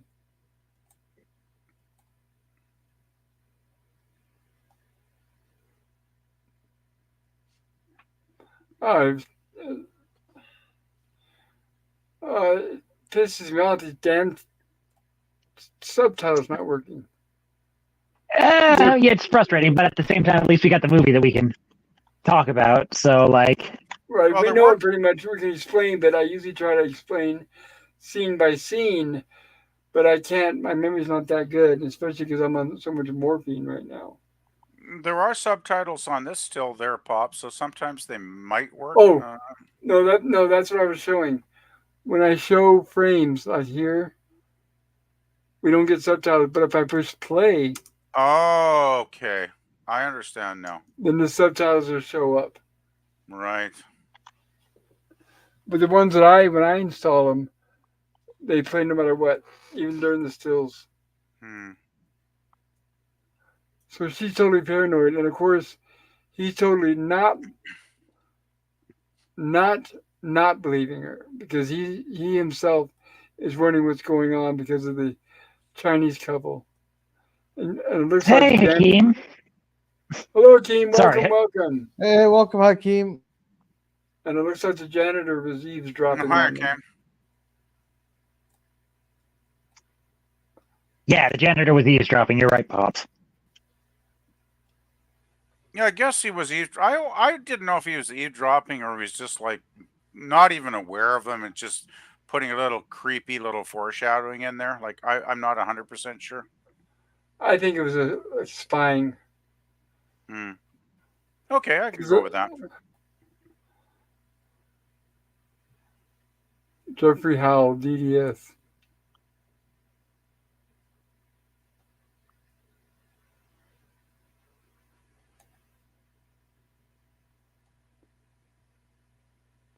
And notice that guy's got a strange object under his arm.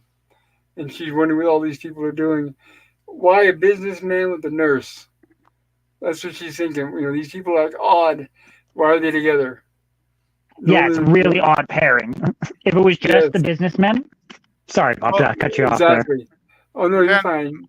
But then in this scene, she tells Donald Sutherland, like, why is he hanging out with all these weird people he doesn't even know?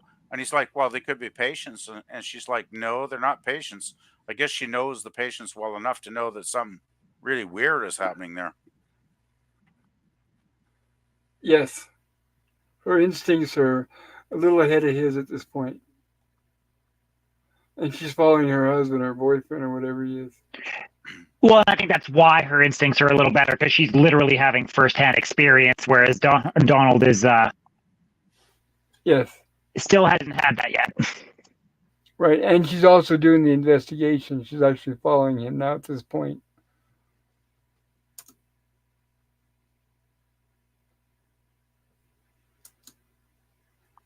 Very shady. Yeah, there's a lot of mystery, a lot of intrigue in this movie, which is really nice. Yes, a lot of shots of that broken windshield. Yeah, I keep thinking, come on, Donald, you're a health inspector. You can afford to get your windshield fixed. Well, what I'm wondering is, think about it. Okay, if you're a health inspector, it's one of two things. Maybe he doesn't have the money because he doesn't get paid that much, or maybe he has reported to his job and they have to reimburse him.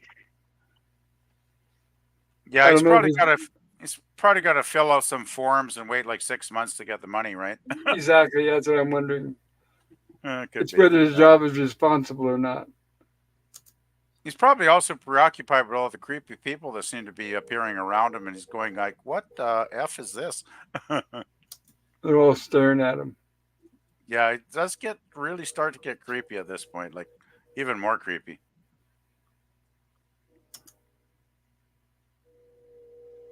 Oh, we got the great scene coming up here, don't we? Eventually.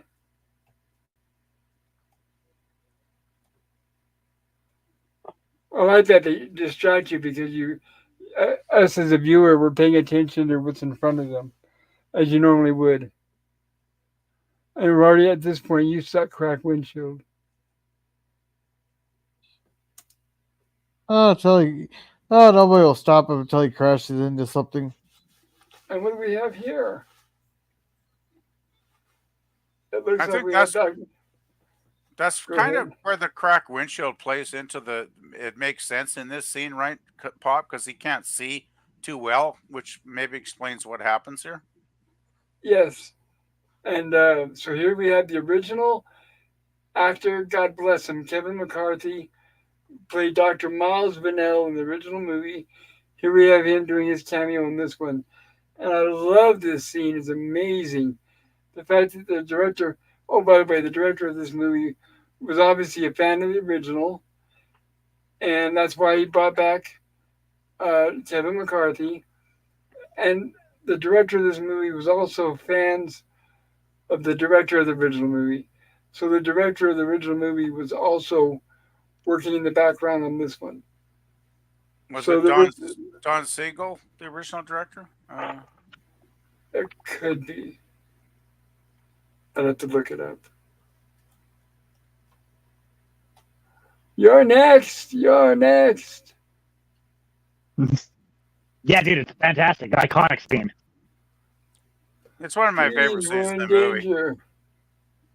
Great scene. Or did he survive 20 years overnight? Doing this for 20 years, running from the last night from the small town in Santa Mira it took 20 years for him to make it to San Francisco? Who knows? This is the scene we were talking about at the beginning that makes you wonder, is it a sequel or is it a reboot? Yeah, exactly. I was just like, oh, interesting. Well, it makes it kind of both in a way, does it not? Because, by the way, it was Don Siegel that did the original Body Snatchers. I just looked it up. So it's so cool. Like, wow. I just thought such a tribute to the original director and the original actor.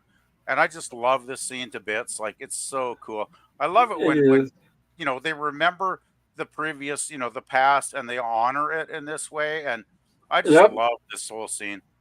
Without ripping it off, yes, they pay much respect. Yeah, Much and it respect. adds to the movie. It adds to the movie tremendously. Oh, immensely. And Yeah. and he was running around the corner, and we hear screech of tires, unfortunately, and look at everybody comes rushing. By the way, these days, no. Somebody gets hit by a car or shot or mugged, people don't come rushing. They just ignore it like it doesn't happen. We got any chat, Gorilla? Well, I was gonna say Daniel says good movies, good movie. Yeah, Everybody's saying hi to each other and pointing at each other. the And crowd. we already said well hello to Hakeem.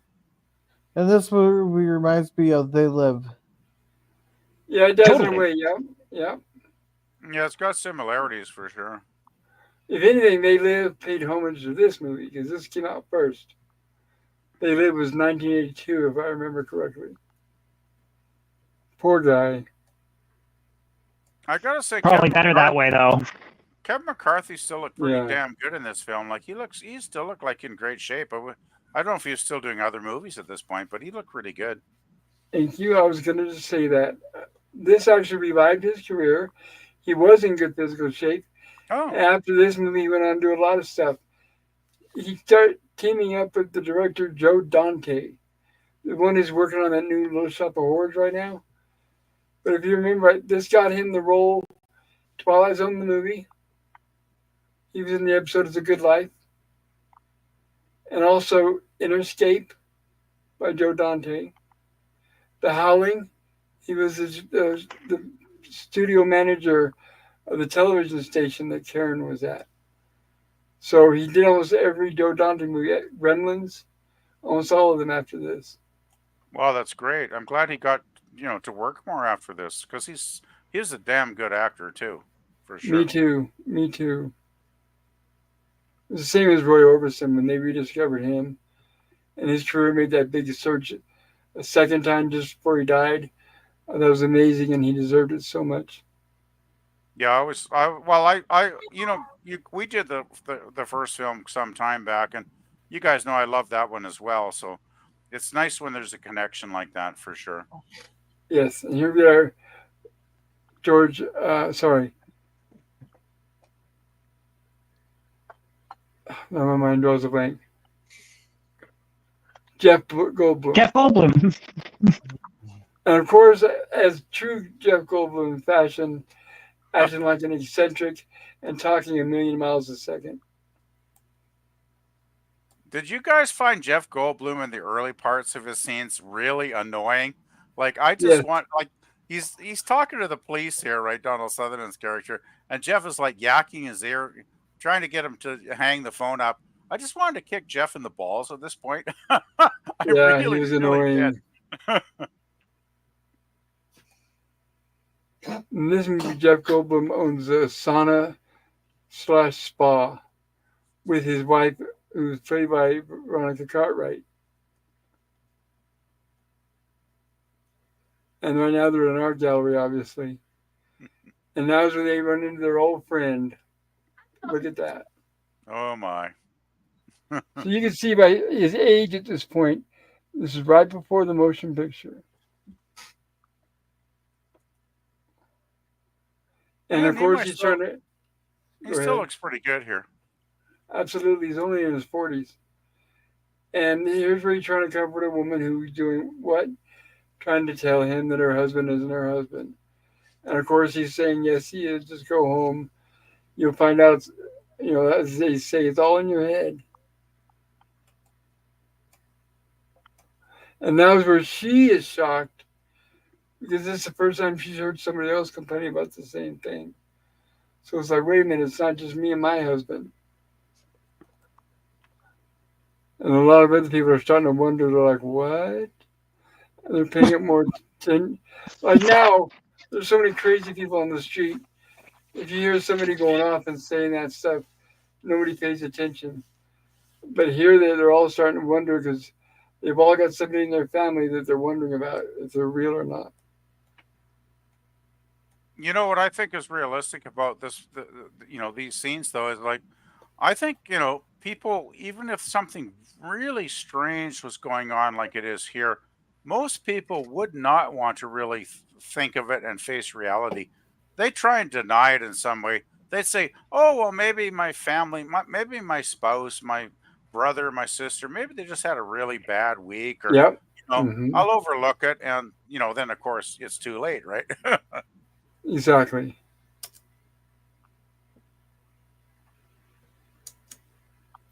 See, now's the point where she's getting to the paranoia stage, where she's gonna tell Vanel that basically, look, you don't know who to trust. Who's all these people standing around? How do we know who's who? And she wants to talk to that same woman that doubts her husband, and that's the husband, the balding guy there. That's the husband walking away sheepishly.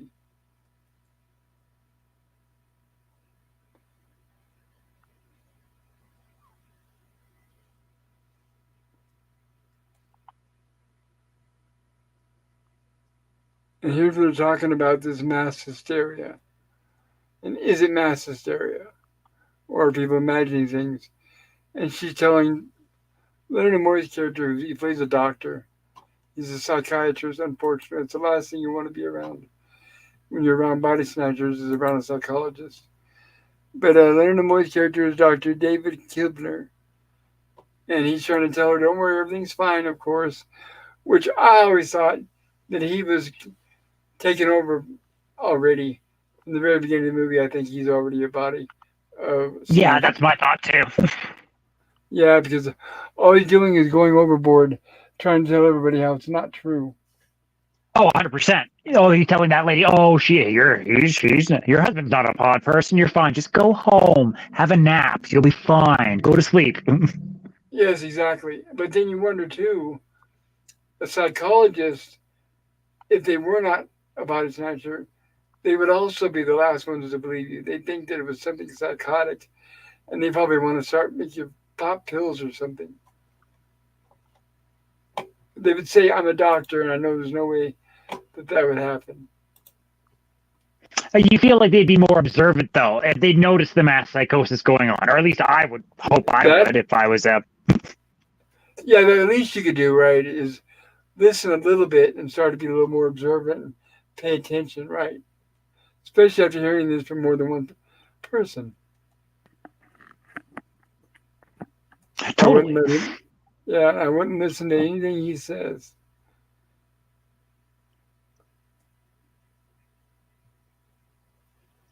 So you guys, I'm sorry I stepped away for a second, but you guys found Nimoy's psychiatrist a little bit, I don't know, disingenuous, flaky, or not suspicious. Quite trustworthy. She's very suspicious to me. Sorry, Pop, go ahead. No, I just said absolutely. We feel that way. Yes. Yeah. Okay. I just wanted to double check. He just reminded me that of him being a Vulcan only getting paid. By that I mean he's a dick. Hey, oh, Jay. That's a little bit over the top, bro. I never thought that about Spock. Yeah. Vulcans, they come off as people that are just kind of like, I don't know. I'm thinking it's more like from the Enterprise Vulcans that I get that vibe from. I didn't watch Enterprise. I don't know. Yeah, I didn't watch. I only watched season 1 of that, but I kind of get what you're saying. Then bro. also like the Vulcans in DS9 too were, especially Solvek in Take Me Out to the Hall Suites. Oh, dude, that's like the best episode. One of my favorites. Anyways, but getting back to Nimoy and his highly suspicious character. Yes. Did you think he's like what the pop psychologist kind of psychiatrist kind of pop psychology guy? That's the vibe I got. Yeah. Yes, he is an actual doctor in this movie. Dr. Kibner. Nice and to that see car him. they're driving, this is what I was thinking, that Donald Sutherland's character, the health inspector, is not making very much money. Because that car is like an old 60s Dodge or something. And it even looks like the door is bent. and not closed properly. So I'm guessing that's why the windshield is still cracked. So Yeah, I get a feeling like a health inspector back in the 70s doesn't make a lot of money. But I could be wrong. I'm getting the health inspector before he got the job had to drive that old wreck, right? Kind of thing. Yeah. And here we get our introduction of Veronica Cartwright. Yay! This is Penny Robinson's older sister. Veronica was great in this movie, by the way. I really liked her character a lot. I feel sorry for her, very sad character. Oh, yeah. But she was really good in the role. I thought she was excellent. Yeah, definitely. And this is what I mean by they own a spa bathhouse, what they call it in San Francisco. And if you're wondering, is it one of those places? Yes, it is. There's some nasty places in San Francisco. Take my word for it. Yeah, I've never had any desire to visit a bathhouse. I've heard about those places. No, I think I'll thank you. stay away. No, yeah, exactly. Now, if I had the money, time, and nothing else to do, I'd get a mud bath, maybe something like this guy here is doing. Maybe it makes you feel better. Maybe it opens your pores. I don't know. But I know I would get like a massage. There's a few things I would do. Not a happy ending, by the way.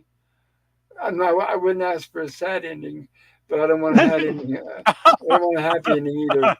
Gosh, I don't even know what a sad ending is. That's kind of scary. Exactly. But a PvP, a sad ending is like when you're in Thailand there and you yeah, well, I'll just leave the joke there. Anyways, you're speaking from experience, I take it, Gorilla. For stories. The way for me it's off limits. If you're in the same area with other naked people, then I'm like, no, thank you. So that's my rule of thumb. Almost looks like Burt Reynolds. Does actually. So these are mud baths. can you imagine reading a book in a mud bath, though? Yeah, I know. Well, You're right. It would be a dirty novel even if it wasn't after you read it in the mud bath. Hey-o. Ugh. That's worse than any gore in the movie. Yeah. France, I hate the music, she says. I kind of feel really sorry for her at this point. She's like, doesn't her hubby like have anything? Couldn't he like get her a better job or I don't know, hire an assistant so she doesn't have to do this? Like, wow. There's somebody sneaking around, notice. She's got to clean all the mud. Oh, poor lady.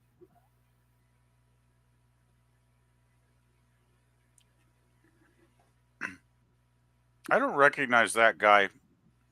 He almost looks like Frank Zappa or something. It's really weird. A little bit. Yeah.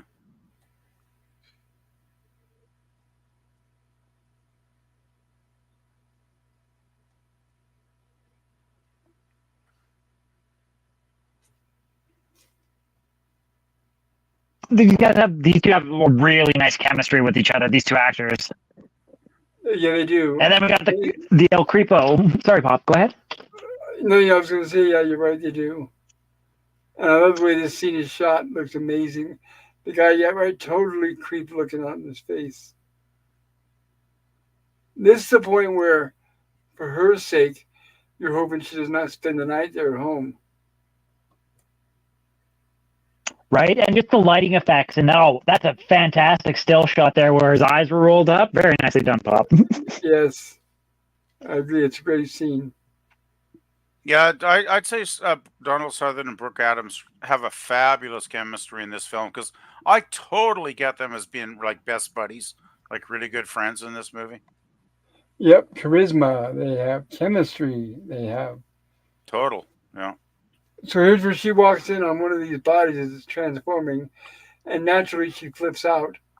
She calls her husband in, and he's like, what? And he pretty much does the same thing.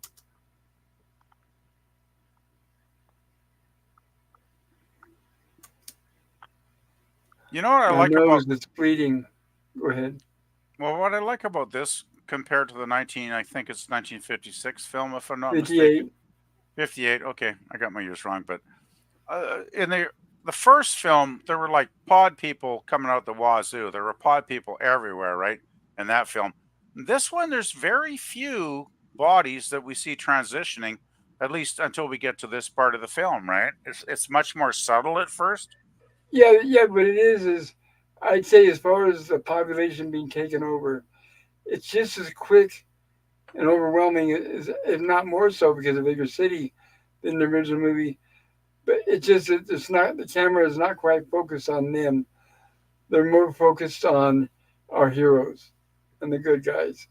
But only when we look beyond that, then you can see that the city really isn't under. Right now, it's already under siege, and most of the people don't realize how badly that it is. For example, I think it's already too late and it's unrecoverable. I don't know how they could save it at this point. I don't think they can. At this point, like, especially as soon as it hits like a big population, it's over because it's like a virus, right? It's just going to multiply exponentially. Right, Well, and it takes over the people that are in charge, which makes it worse. Yeah, that's exactly it, Bob. I think once it takes over the government, the police, the fire department, the hospitals, you're basically screwed at that point, right? Because you have no authorities that you can trust, and without, let's Yep. face it, I mean, we might not trust authority now, but if you got nobody in authority that you can trust, like, you're basically done. You might as well go out in the woods and live like a wild animal at that point, right? Because Exactly. Yeah, because look at it this way. Like let's say the police. If you want to go ask for help, you don't know whether it's the police or not, so you're not going to go in. It's not like you can find out easily if they're real or not, and then go in. Depending on your findings, you don't know who to trust. You're just going to try to get away from everybody. So you're exactly right. The paranoia, yeah, Thanks, right. Bob.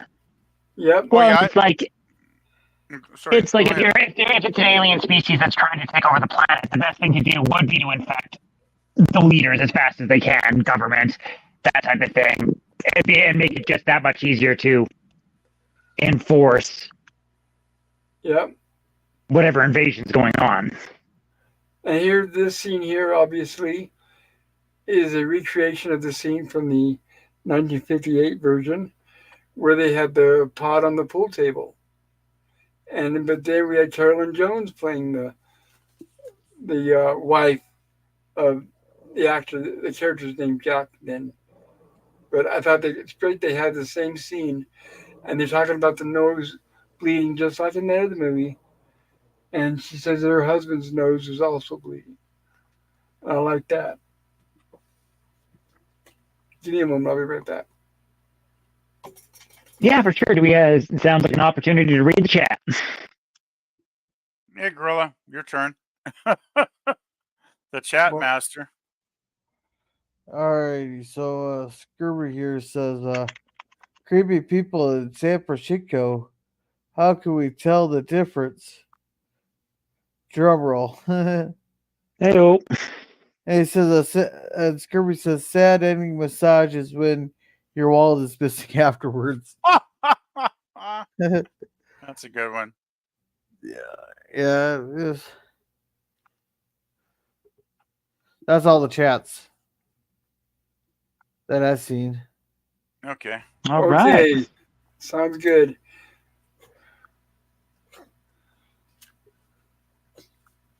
There's a bloody nose.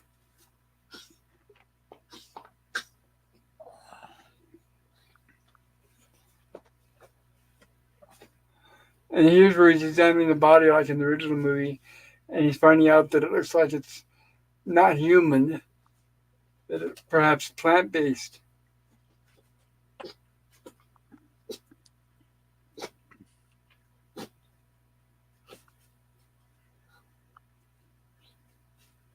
The cinematography is amazing. I love the way they highlight the characters, the shadows.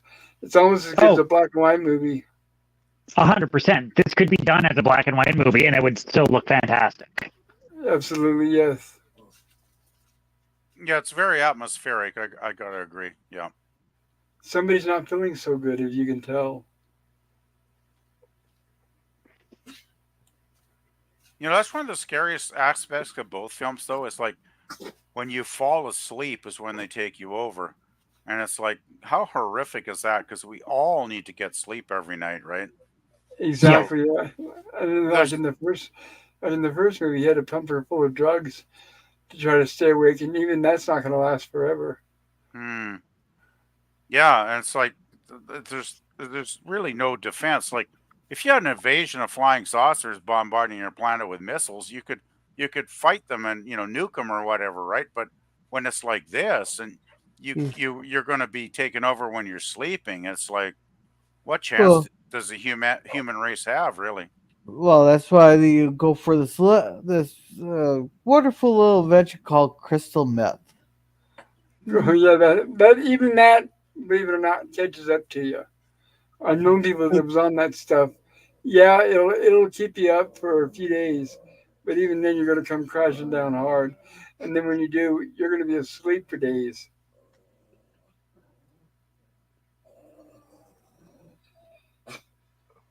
Sorry about the dogs.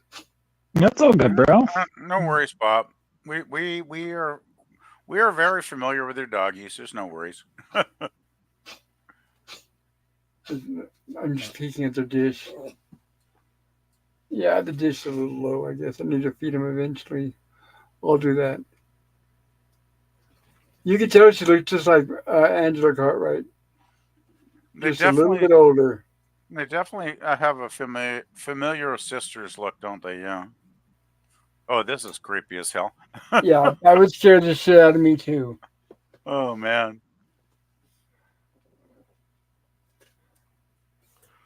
And what's scary is Jeff Goldblum's character is sleeping right next door, and he's getting taken over That's right that's now. right. That's right. Apparently, like with the bad, hold on, skip my mind.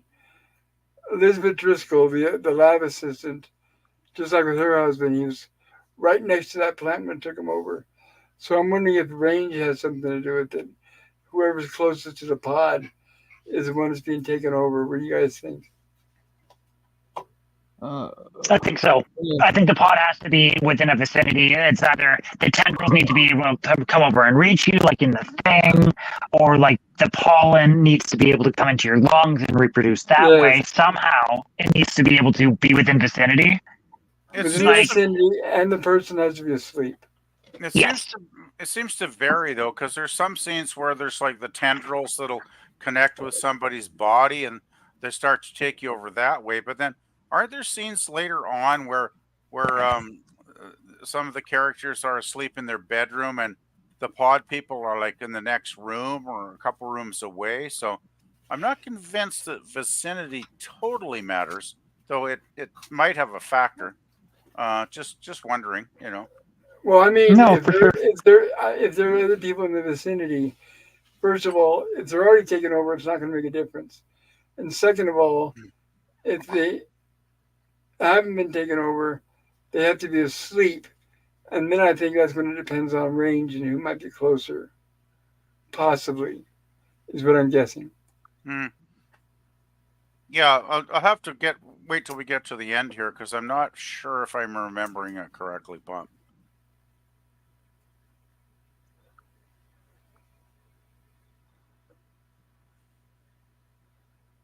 All those old houses.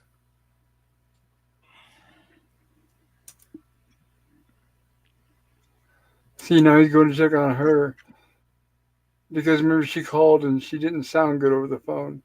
And we could see by the makeup there was something going on with her face that obviously she's going through the transformation.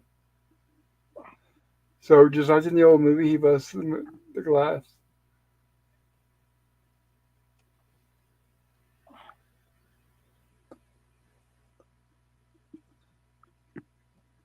And for me, it's I have to. I know this is going to sound silly, but I'm having trouble remembering their names because I keep remembering the original.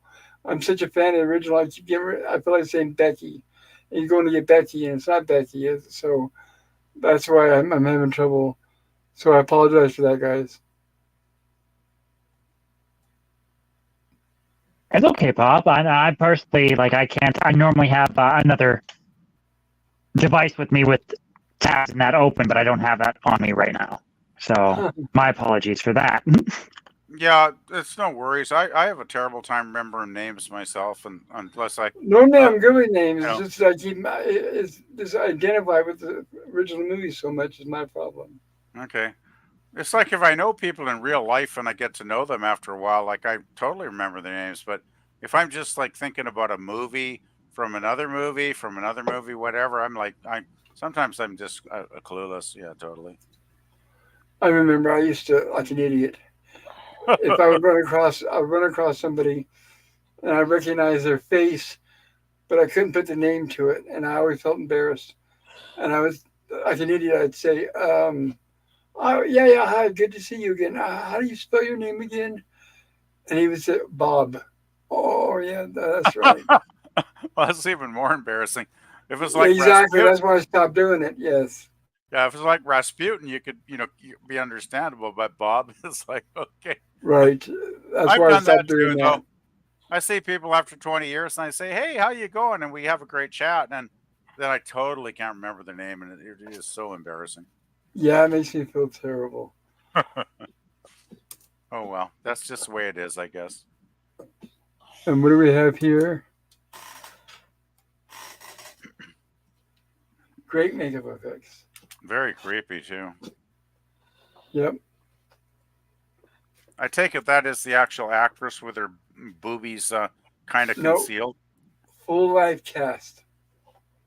Really? Wow. Practical effect. I'm impressed.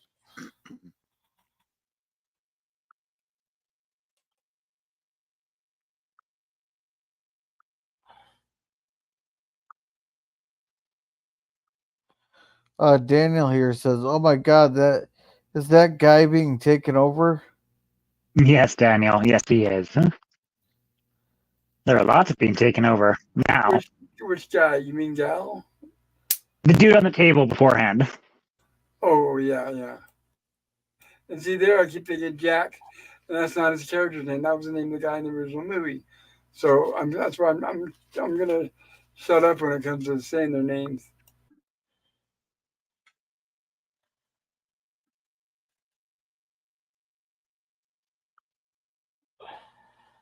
Yeah, that doesn't look spooky at all, does it? What I wondered about is her boyfriend is observing this, but he doesn't intervene in any way. And I'm wondering why he didn't at this point.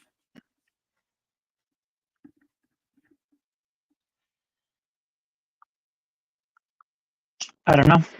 Yeah, it puzzled me because I thought, well, why wouldn't he try and stop Donald Sutherland's character here from taking his girlfriend away, right? But There must be a plan because I could have swore doesn't he talk to the cops too, and like the cop doesn't want to charge him or whatever because they're like pod people together. I'm guessing too. I'm thinking too, Nemesis, that he didn't want to, risk getting injured, so he just let the proceedings proceed, and he could get the cops or whatever to take care of it. What I was wondering is, are the pod? And I wondered this about the original movie. Are the pod people capable of violence? Can they get physically violent? Maybe that's why they didn't fight back. That's a good question. That's a great point, actually, Pop, because I mean, they are kind of like Vulcans in the sense they don't seem to have any emotion.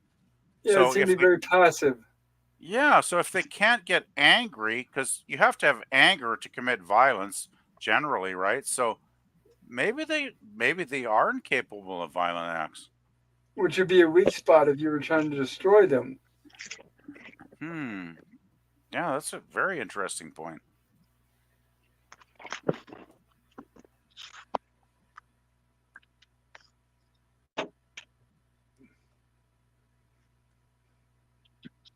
And now here's where they bring in the last person they should bring in, but we all like to see Leonard Nimoy anytime. But of course, he's in there and he's still telling them they don't know what they're talking about. Oops, went too fast. And Jeff Goldblum's character is trying to find something in the mud, but it doesn't seem like he's too successful. Right, he's trying to prove, and you can see he's Dr. Kibbenall, whatever his name is just brushing him off. Actually, he seems to brush everybody off in the entire film. True, true.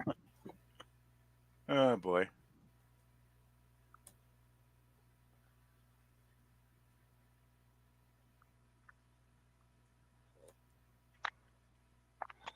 And see, they're in full panic mode.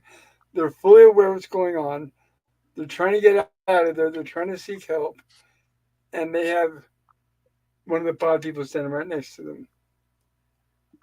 Yep. There's another garbage truck. Yeah, you don't see garbage trucks working that time of night in the regular Right. world. Right, it's like on a rotating shift. Yeah. Because there's so many pod people they have to collect now, right? Yep.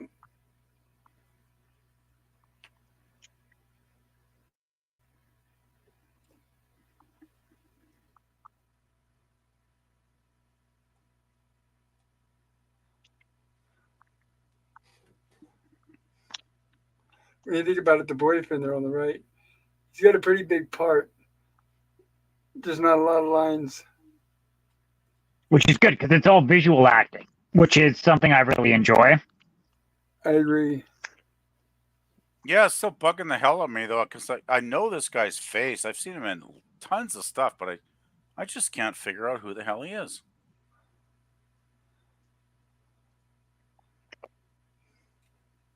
But Yeah, I'm whatever picky. that could be. I'm picky that way though. I get obsessed on weird details like that. Sorry, guys.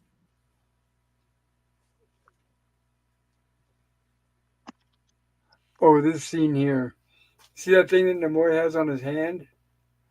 That was his idea. The director, Leonard Nimoy came onto the set that day wearing that. And the director asked him, so what gives with the glove thing?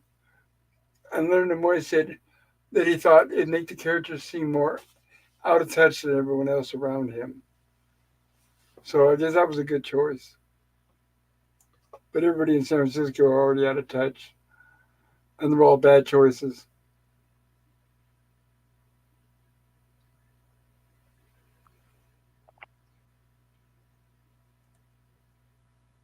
Oh my! I found the guy. His name is Art Hindle. Yeah, that sounds. Yeah, they showed his name at the beginning of the credits. Yep, he's actually a Canadian, born in Halifax. He's actually years acted 1971 to the present day, so he's still alive and acting, Still guys. around. So cool. Yeah. Yeah, awesome. I like how here we have our. Let me go back here. Right here, separated by one layer. I guess you could say, like they have that 7 layers of Kevin Bacon. But we have one layer. We have somebody here from Star Trek who's directly acting with a relative, somebody that was lost in space. I like that. That's kind of cool. So now they're all full paranoia mode. And they're trying to ask him what. They're still trying to convince him. And this is what I'm like, what? Come on, guys. But she knows better. Veronica Cartwright's character. She's saying, no, that guy knows a lot more than he's letting on. And more views of the city. See, if this was shot today, that'd be the Salesforce Tower behind them. Gotta say, the Transamerica building was a very iconic structure, though. It definitely stands out. Yep, still does. Yeah. I don't know if it's still called Transamerica, though. It's been through a few different owners. Oh, it could be years. another company owns it now, probably. Yeah. Yeah. Oh, look who's all together and cozy in the car. It's her husband, the doctor, Leonard Nimoy, and the husband of the lady that was at the art gallery she was trying to say that's not my husband.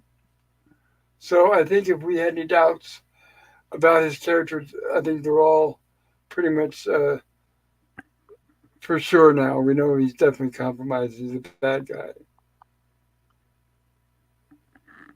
Thankfully, they're not listening to him, and they're going to continue their pursuits.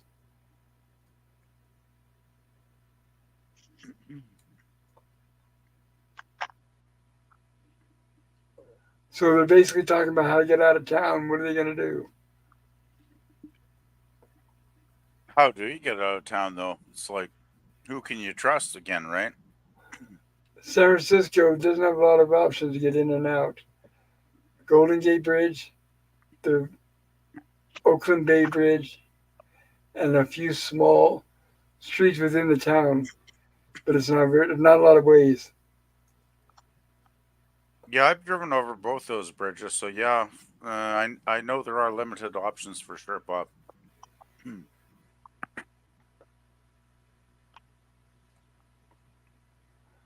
She's got to know her boss is compromised by now. No way I'd be trusting that guy.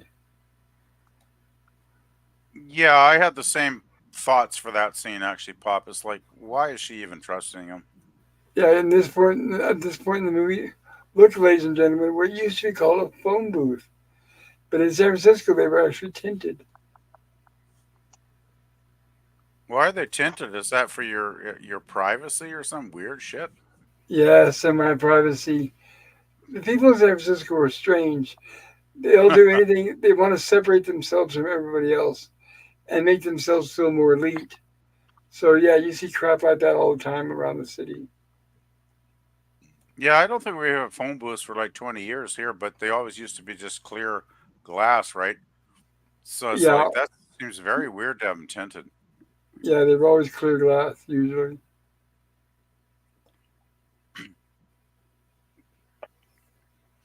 Oh, here's another creepy scene. It's like, oh, she's gone.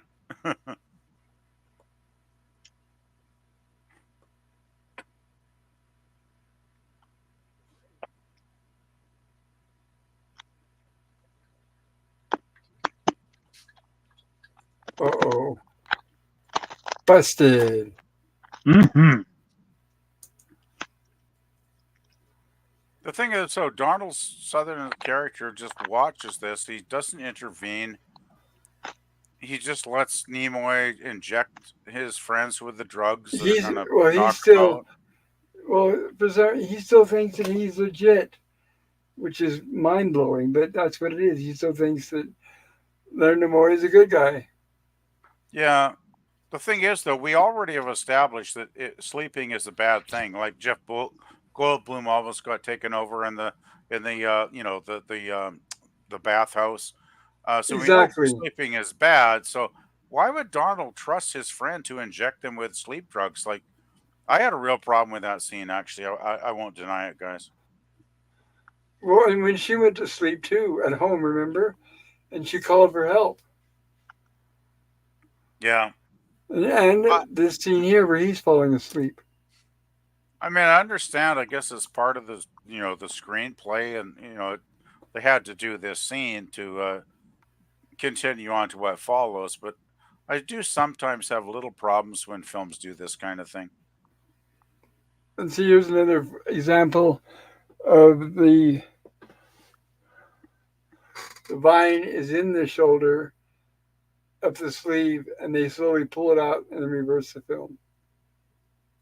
Hmm.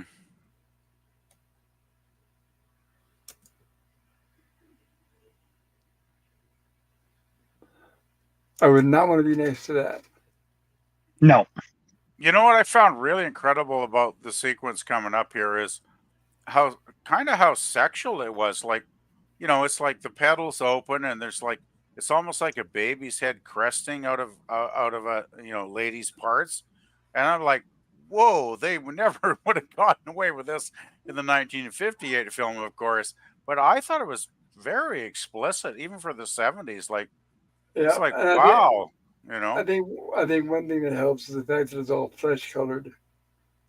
true, but still, I Immediately, I thought of a woman giving birth when I watch these scenes, and then it It's gets like really creepy. It gets I really love it. creepy here.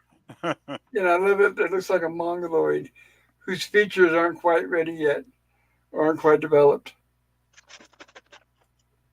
Yeah. Well, we're finally getting to the real pod people of the first film, right? In this sequence, finally. Yes, which is good. I'm glad that you're right that they do pay homage to the original movie, like it's not completely alien or different.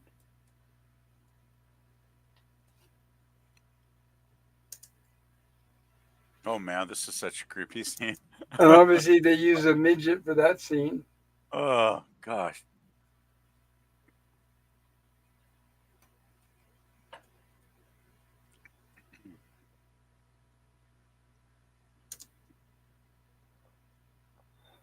And we can see the skin's drying up. I imagine that's a practical effect, or is that digital?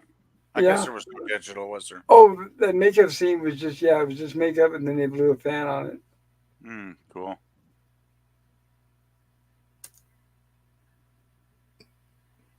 See, he's here a long time.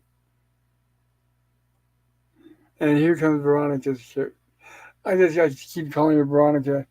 I should call her by the character name at this point. If I can just remember to do that, darn it. Nancy. Oh, so their names are the same. Her name is Nancy.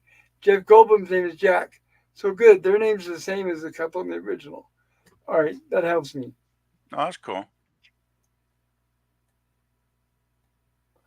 So she screams.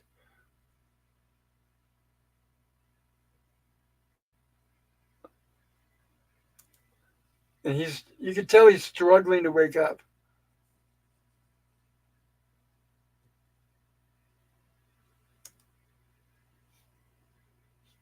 And you can tell it's a quadriplegic. Excellent when they use those in makeup effects. It looks really creepy. Yeah, you want to get the hell out of there.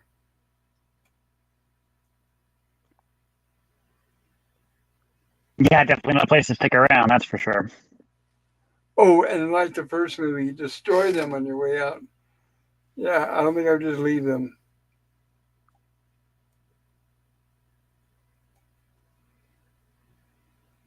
Well, this is where you know it's pretty much lost when he phones the police and they just block off the street. It's like, okay, we're screwed.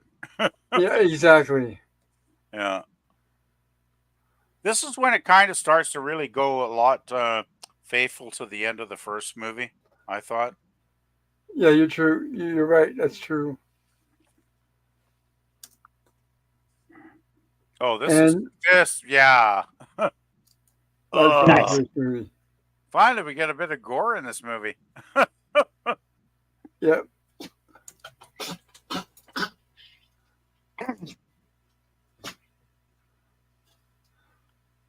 What's up, Rocky?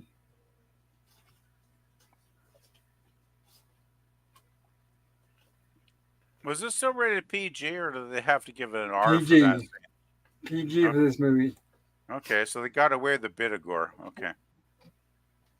Yeah, parental guidance used to mean something back in the day. At this That's true. point, Yeah. if I remember right, at this point, in order, I could be wrong.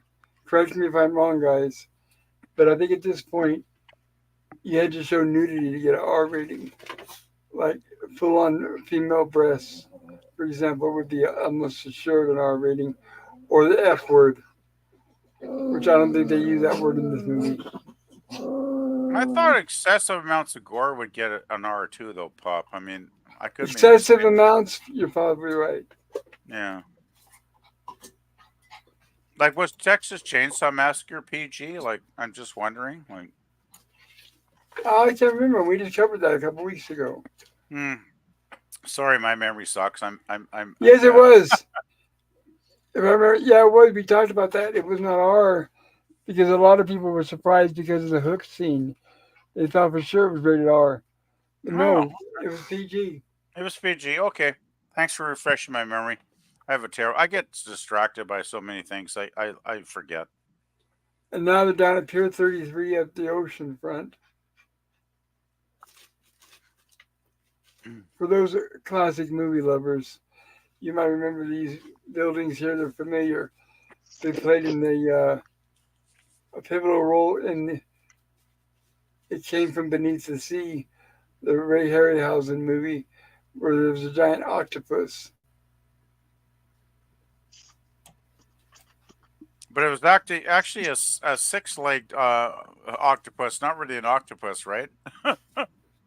Pause. I'd have to watch it again, but yeah, I think it may have had a different amount of legs.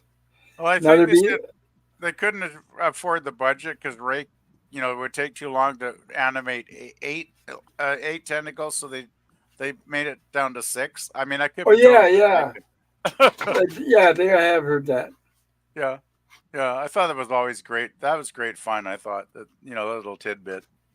And now they're being hunted by the city.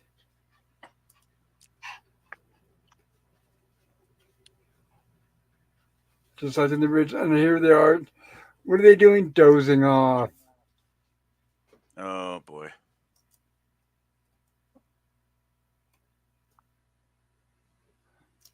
And now we're another scene recreated from the original, where they're trying to pose as pod people. Let's see how long they last. You know the difference in this? In the original, they had to show emotion, right? Because I believe there was a scene where there was a doggy that was going to get run over by a car, and the lady showed emotion for like 2 seconds, concern Correct. for the dog. Whereas this one, it was almost like the pod people could just had radar and they could just read them as different.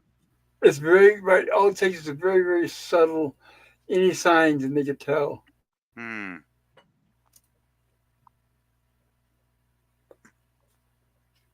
This would be scary as hell if you were having to go through this. Oh hell yeah. This would scare as hell if it was happening just real with a bunch of crazy people chasing you without pod people. And they slowly start speeding up and going after them. And their cover is blown.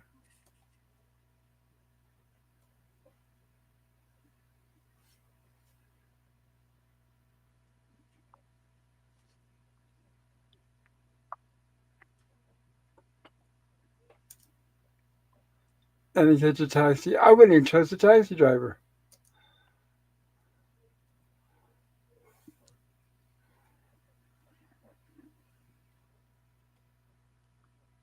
Well, that's the problem.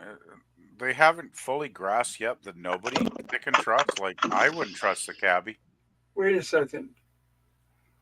That guy's nose. Is that the same guy who had the fish in the health department at the beginning of the movie? I'd have to see his face full on. I can't tell from the profile. The fish or the rat?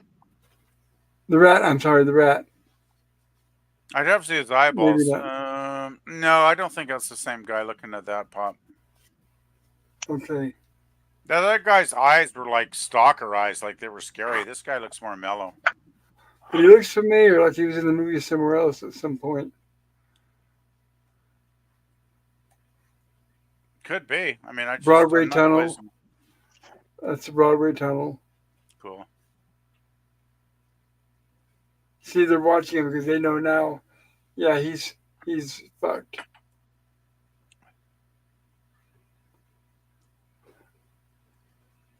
Yeah, now there's the roadblock and all that shit. Which is very common for downtown San Francisco. They've always got stuff under construction.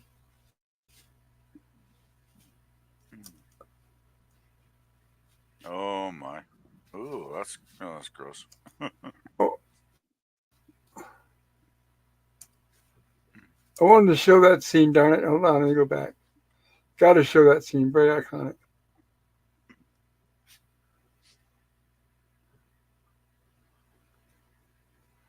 So they walk along, and there's a homeless guy with a dog that they've established earlier.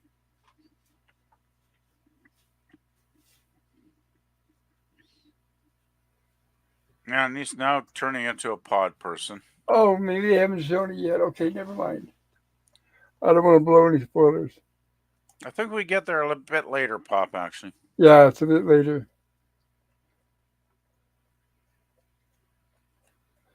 And we got to recreate it from the office scene in the original.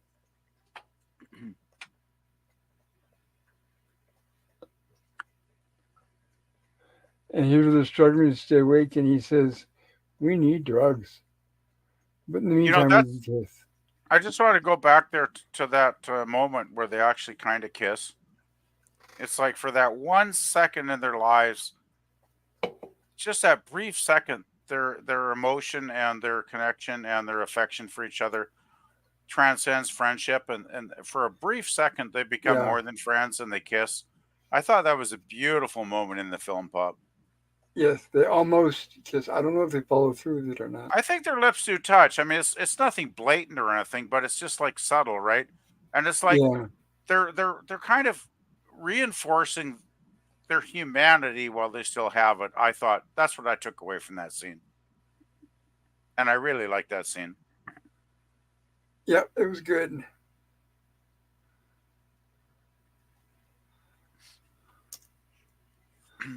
And we have here the exodus of all the pod people carrying fresh pods to their families and friends that they want to take over. We'll never be able to stop them. That we actually got a subtitle.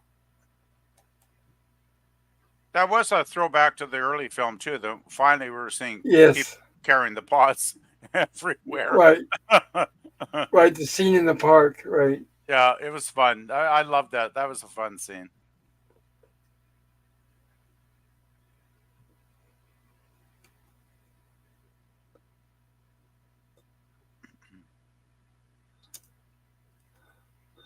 Don't answer that door.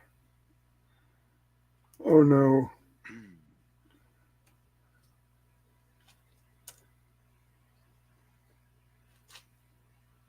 And it looks like Jeff Goldblum's character Jack has been taken over. See, I remember his name now. And of course, here's Leonard Moy, Dr. Finley, or whatever his name is, going to inject him with. Oh, notice how they don't like shoot him or kill him or anything, the bad guys. All they do is force you to go to sleep. So they'll give you the sedative. They don't knock him over the head. They don't punch him out. They just give him the sedative.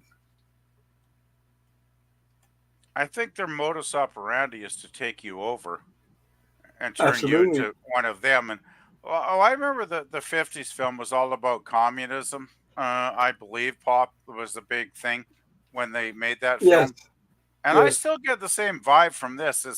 It's almost still it's about communism, but it's not just specific communism. It's more like generalized.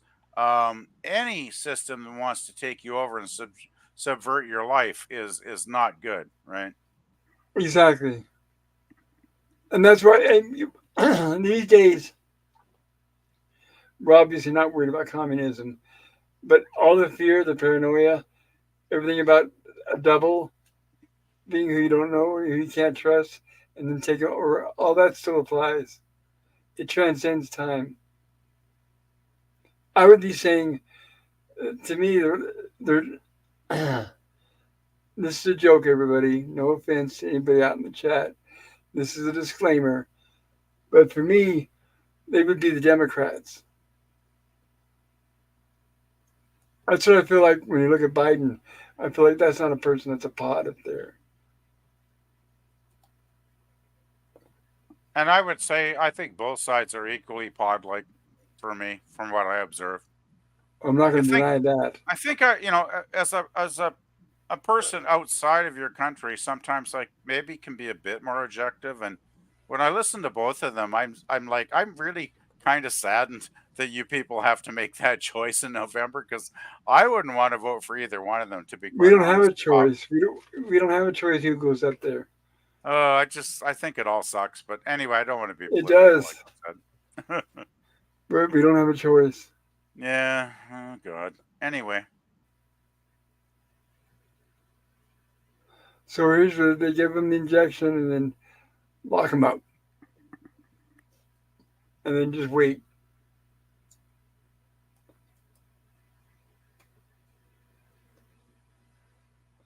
And instead, they trap our good doctor in there.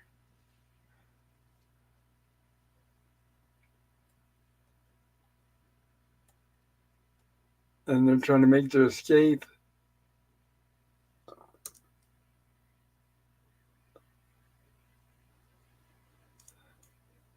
See, here's they're trying it again.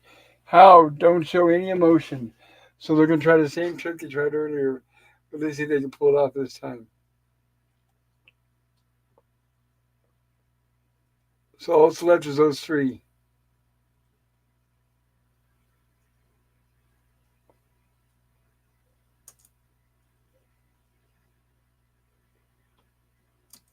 More and more pods. That's all they get.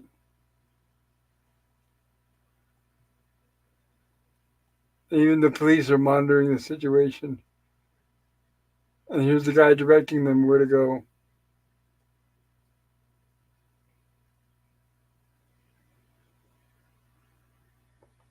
Uh-oh. There we are. Great practical effect.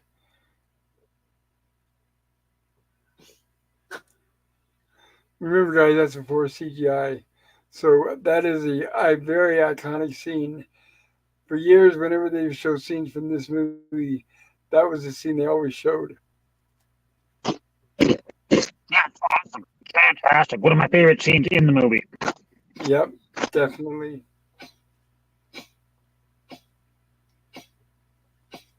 Because I like how they set up the first one where they're like, okay, they can do this. So you're kind of expecting that they might get away with it. And then all of a sudden, here comes like the shock factor of what the fuck? Because normally, like you said, they don't want to they don't want to hurt you. They don't want to hurt the people because they're trying to take over the bodies. But that clearly shows that there's some maliciousness, right?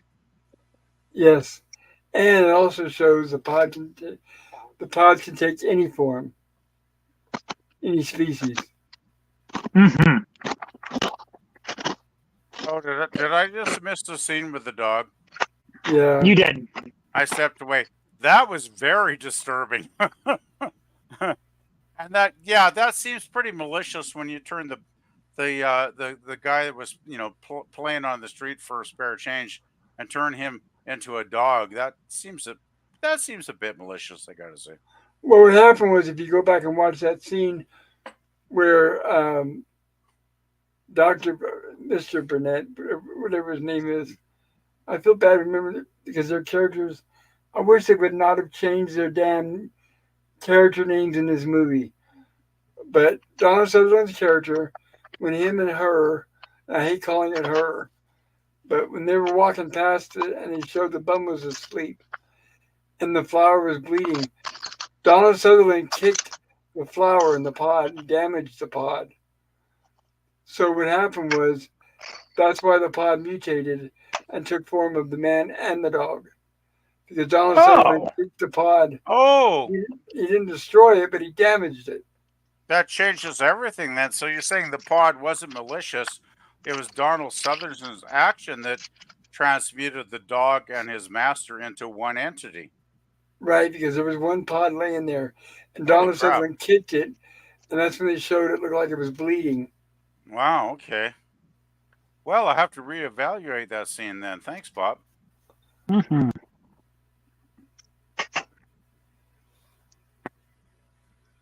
Yeah, I was under the impression that like either there was one pod, and because they were sleeping, basically, it would be like if I had my cat nestled up to me and the pod took over, I would become like part cat pod person. Well, normally they've shown them sleeping in close proximity of each other, and there hasn't been any issues. I'm guessing it only happened because he kicked the pod and damaged it. Okay. I'm guessing that's what caused the deformity. So it was almost like an accident, like not like an accident, but like because. Okay. Interesting. Defect, like a birth defect. Yeah. Like yeah. It's like when you have ruined Dracula's brain or Frankenstein's brain when you whacked it too hard. It still came out kind of right, but interesting. Okay, cool. All right. Bear with That me, does guys. that I'm does gonna make a go, lot of sense, actually. But my question is, would the pod people allow that critter to run around in the streets forever, or would they terminate it because it was kind of too freaky to fit in with even the pod people? I don't that think was a they would have good cared, question. PvP. Or nobody Really? noticed until that point. So Hold you on. think I'm no gonna see if humans left would notice that was odd? Oh, see no, what I thought... Go ahead, Pop. I'm just gonna say I'm gonna go. Oh, I shouldn't have done that. I was gonna go back to that scene where he kicks the plant, but never mind. Anyway, it's all conjecture, I suppose. I have no help with that. I don't know what the hell I'm talking about sometimes. Although it might also be a good test though, because it revealed the true humans in the crowd there, because the girl reacted to it, and any human would react to that. If you turned around the corner and there was a horse with a human's head on it, you'd probably say something. You'd give some sort of response, whether you wanted it to or not. Well, I would hope so. Exactly. If I didn't respond to it, I must be pretty high that day or something. And I'm not be that high, so yeah, that'd be very freaky, actually, man. Mm-hmm. Bad drivers I can put up with. Dogs with people's heads, not so much. And there's the nice homage to the first film too, with the pods being shipped overseas. Yes. Yeah. So it's global now. We're all screwed. Yeah. I love this scene. Go ahead. No, go ahead, Pop. I was just gonna say, you can tell from when they first landed, their whole intent is to spread out as quick as possible, take over as much territory as possible. Go ahead. What were you gonna say? Other PvP? No, I was just gonna say this scene coming up really creeped the hell out of me, but I don't want to give a spoiler away because we'll get there in a few seconds. Yeah, and I always got the expectation that it only landed in the one town and then it spread out from there.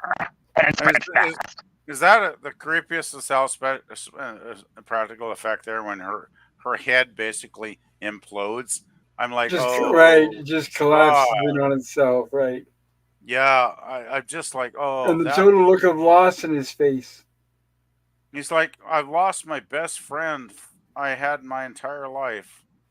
And she's like, no, I'm right here. Yeah, this is when you kind of figure we're kind of not looking at a happy ending at this point in the movie. Like we wouldn't expect it if we seen the 1958 film, but you know what I mean. Exactly.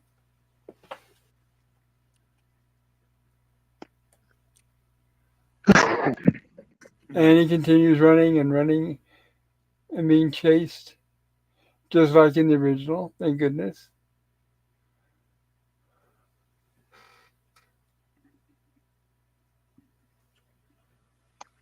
And I believe this is where they're getting the pods prepared for their trip overseas. Yeah.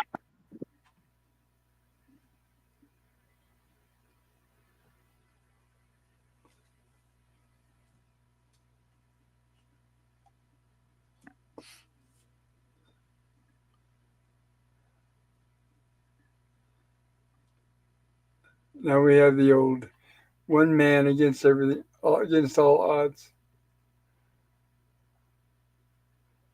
I just love Donald Sutherland in this movie.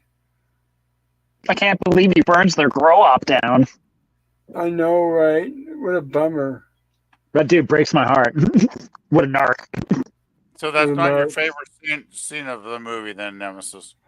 No, it's actually I like it because of all the practical effects and the fire, and it's very flashy. I like it. It is good, yeah. They harsh my buzz. Can we catch up on chats? Thank you, Gorilla. Yeah, there you are. Yeah, Gorilla. That dog is nightmare fuel. Hell yeah, it is. I agree with that. Yeah. Then Donald Sutherland when the no emoji and looks like we're getting the finger.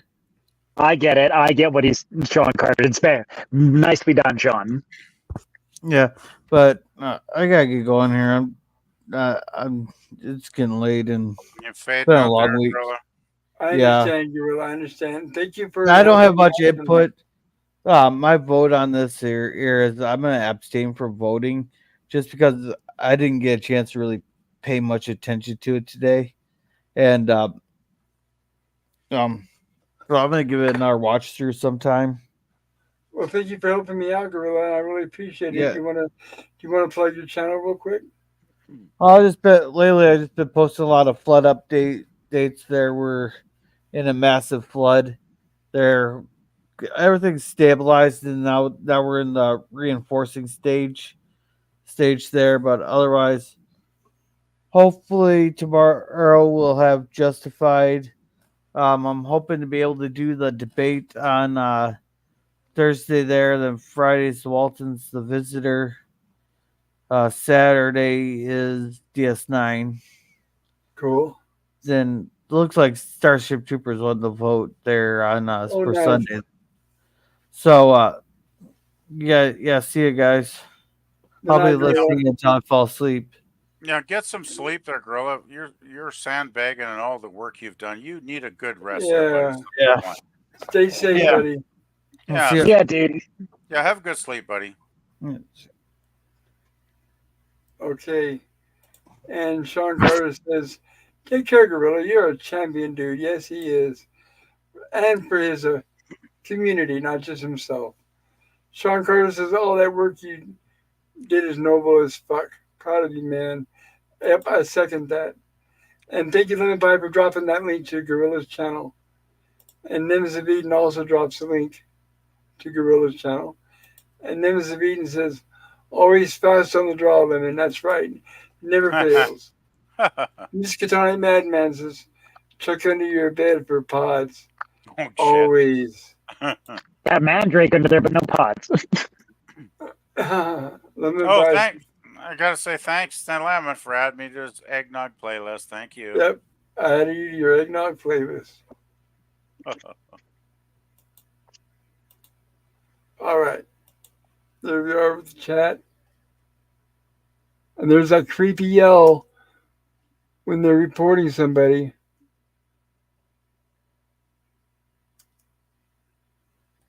That's awesome. It's terrifying, but awesome.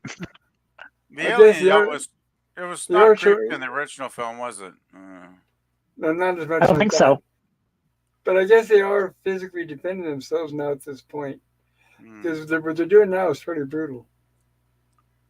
Well, because he's declared himself an enemy. He burned the pods, it's...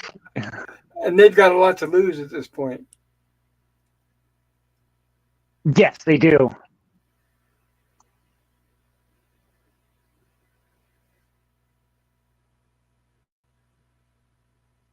And he runs.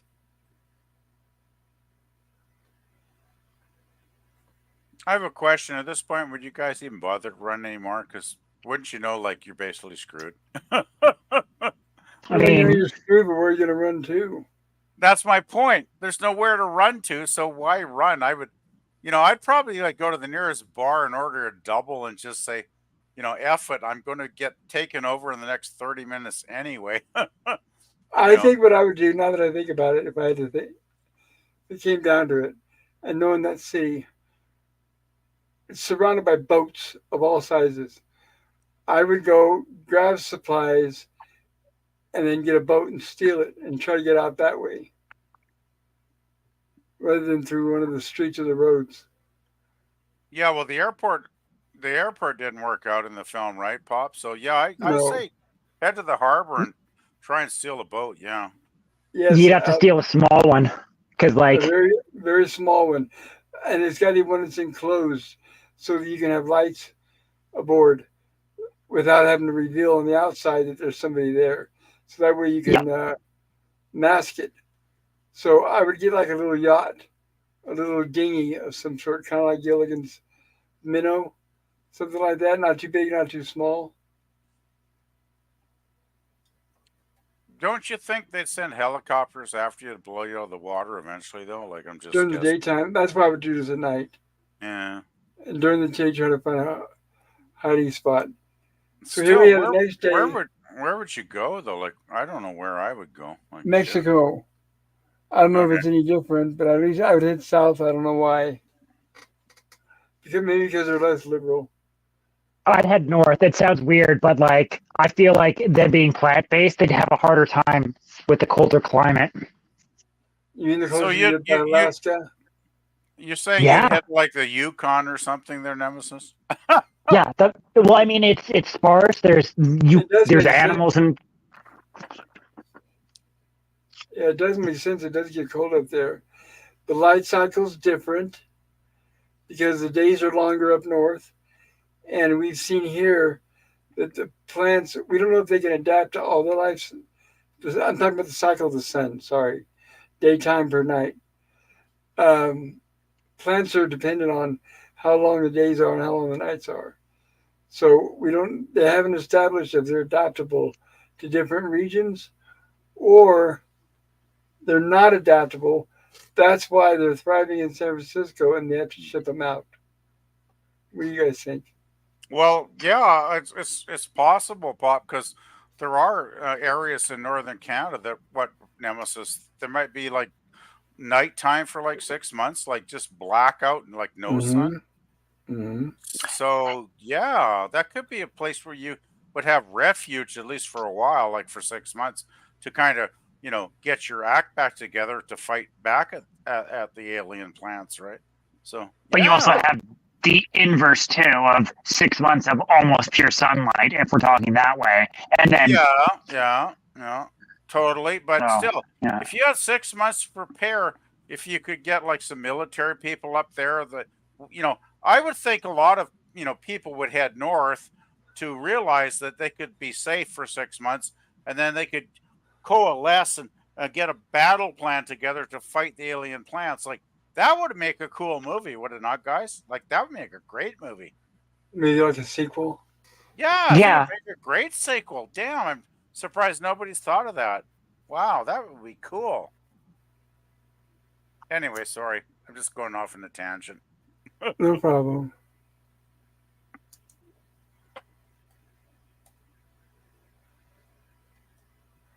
And everybody's heading that one direction. And they're all well-to-do. All of them are like well-dressed and whatnot too. It seems bizarre. Yep. One thing I'll say for the aliens, they're very dapper. I gotta say. Well, maybe that's the whole thing. They're making fun of corporate culture. They're like, oh God, they're taking over. It's the suit and tie. Could be very yeah. Good point.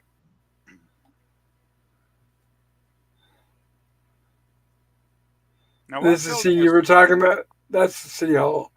Oh, this is the scene you were talking about, right, Nemesis? Yes, it is. Like this is the scene. I've had this picture as my PlayStation icon avatar for ever since I've seen this movie, and it's fantastic because it's like the Mist, right? You have this little portrayal of hope. There's a little glimmer of hope because you see our main character here, and you're like, oh, he's alive. He made it through the night. Somehow he's okay. And we have from across the way, she sees him and he sees her. And then us as the audience are like, okay, who's who? She's looking like very sheepish. So in my opinion, even from the first time watching this, I figured she still hasn't been taken over yet. Because the way 100%. Well, yeah, acting very coy. Look at her face. She's totally hesitating. She's scared. She's frightened. She's disturbed. You can tell, like, she's still a human. Right? Like, she hasn't figured out, like Donald has, about, like, not showing emotion and whatnot. So as soon as she sees him, she's like, oh, I at least know this person. And the last time she knew he was human. And so she smiles and she shows some emotion, makes a beeline right for him, and we get the meme, right? The classic Donald Sutherland. Would Donald be known for this like forever? Like probably so. 100%. Oh God, this image is plastered over everywhere. You see it all the time. It's amazing. Even a lot of people who have not seen the movie have seen this image. And they who should knows? watch- It could they should watch the inspire movie. people to watch the movie, right? Like, I sure hope so. I hope so. I hope so too. because, dude, like I thought the whole movie being like, when is that? Because I knew it was part of the movie. It's iconic. And it's just like, I'm like, yeah, but where is it? I'm like, how close to the ending is it? And it's like, wow. It's, as we can see, it is the ending of the movie. Is the ending, yeah. Because it zooms into his mouth and goes to the credits, right? So, Yeah. I feel so sad for Veronica Cartwright's character, though. It's like, oh, she's fucked. Seriously, at that point, all by herself, middle of the Poor day, girl. in the heart of downtown San Francisco, she doesn't stand a chance. Oh, she has no hope at that point, and we know it as the audience. Yeah. You know, one thing, I guess people have pointed out the difference between the 58 film and the 78 film, amazing 20 years apart, is that they did reshoot that final scene in the 58 film that gave it a bit of hope, right? Because Yes, they originally did.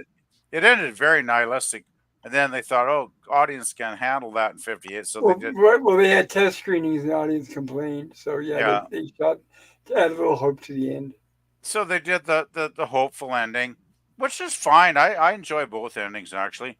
But this one is like totally nihilism. Like, it's like, well, we're fucked. The world's fucked. The human race is fucked. Yes, It's like, I like there's that. no hope. Yeah, like Nemesis said, it's like the ending of The Mist. Takes you by surprise, and you're like, oh, I guess it's not a happy ending like I was expecting. Yeah. I don't have As a a- problem with it, though. I mean, I understand that's kind of the sign of the times, right, Pop? You know. Right, that's why I find it a relief when the rarity and the gem when you find something like this. Very unique, and I appreciate it that they don't treat us all like we're stupid cattle. And I Oh, want hell to remind everybody really quick. There is a poll in the chat. If you haven't done so, consider voting what grade you would give this movie or what grade you'd give our coverage of this movie. Let us know what you think. All opinions are welcome. Look at this. Yeah, I gotta do that. Special right now. effects. Special effects by Del Room and Russ Hesse. Notice how it doesn't say special effects by and then CGI by and then 200 names on it, right? Yeah. And I mean, like, personally, I don't have a problem with CGI if it's. No, Right. I like Like, CGI, but sometimes it's a little overboard, but I had Oh, no problem with 100%. it. No, for sure. If it's done tastefully, it's fine. But yeah, like even the intro sequence was really nice because like it was all practical, right? Like, but the planet still looked good. And to be fair, we talked about in defense of CGI when we covered Starship Troopers. So there are definitely examples where it can be done right and tastefully. 100%. And it's funny. Well, remind me about Starship. Well, I mean, I'll just say it now. Starship Troopers has released a new game, and I'm definitely looking forward to trying it out. Yeah, it looks like it did. It looks amazing. Yeah, if they for PS5, that'd be bomb. Yeah, I'm definitely gonna have to check it out. So yeah, Lemon got the draw on me. Pew, you got me, Lemon. Hey, dude, I talked to a lady from Dallas today. It was crazy. I was just like, a fella texted. No, I was like, do you know Lemon? She didn't know Lemon. She don't know Actually, no, Lemon. she knew Lemon. Shame. No, she totally knew Lemon. She's all like, oh, that's sexy devil. And I was like, yeah, sounds like Lemon. Sorry, I can't find where to vote. It doesn't pop up. I've tried and tried and tried. I'll give it an A- though. I really liked it. Refresh. Oh, okay. I'll try again. I've tried like 4 times, but I'll give it another shot here. I'm looking at it right now and it's there. Give me a second. I will give it a go. But you can vote on the title too, so you can do Boomer, both. hey buddy. How you doing? And yeah, make sure to check the vote for plant matter. Yeah, 100%. No peas, no pods, no legumes of any sort. Okay, I'm And waiting for it to pop up. Old Greg says, cheers. Lemon Pie says, Phantom. And Phantom Boomer says, howdy, panel. Greg, Sean, Stream Elements, hello to you. To always pay homage to the bots. And Ola Greg says, hey, Phantom. And Ola Greg says, the ending fits the times, 70s. Okay, I refreshed. I got to vote. That's good. It's funny because I've always heard that. Like, do most 70s movies have like a sad, bad ending? Like, not all, but we had a better chance of getting a surprise ending than we do now. Okay. Now it's practically unheard of. But we had a better chance every now and then. You did get a nihilistic ending, which was, like I said, I liked it because it would throw you off guard and remind you not everything is paint by numbers and all the same. I think if you look at decades, so guys, like, you know, you look back earlier, 100 years ago, it was all happy, happy, joy, joy. You had Wizard of Oz, you had Gone with the Wind. Well, that wasn't really totally happy because it's like, frankly, Scarlet, I don't give a damn. So that's maybe not a happy ending, but I mean, it wasn't nihilistic, right? And even the 50s and the 60s were when we started to get really nihilistic films, which I love, by the way. So don't get me wrong, but I think 60s, 70s, 80s kind of went along with more darker endings for me, guys. I don't know, Interesting. Yeah. Just saying, Well, you think right now with the horrible writers that we have in Hollywood, you think everything would have a horrible ending, but they don't know how to do anything right now. Well, I'm saying horrible in a very creative and intelligent and interesting way, right, Pop? Not like just, shit city like we get now. Yeah, like a nihilistic ending versus like... Nihilistic is just like, as opposed to like dog shit stupid, I guess I would phrase it. 100%. I was picking up what you were laying down. So do you have any more chat, Pop? It was caught up last I checked. Hold on. Okay. Hello, Mr. CCDB. Good time, bro, he says. Good to see you there, buddy. Lemon Pie says, everyone in Texas knows me, Lemon. And Sean Carter says, hello, Phantom Boomer. Sean Carter says that Mr. CCDB, and he's waving. Mr. CCDB, silent green is people. It is, and it tastes like pork. Now we're caught up. Pork flavored crackers. Interesting. So God, can you imagine?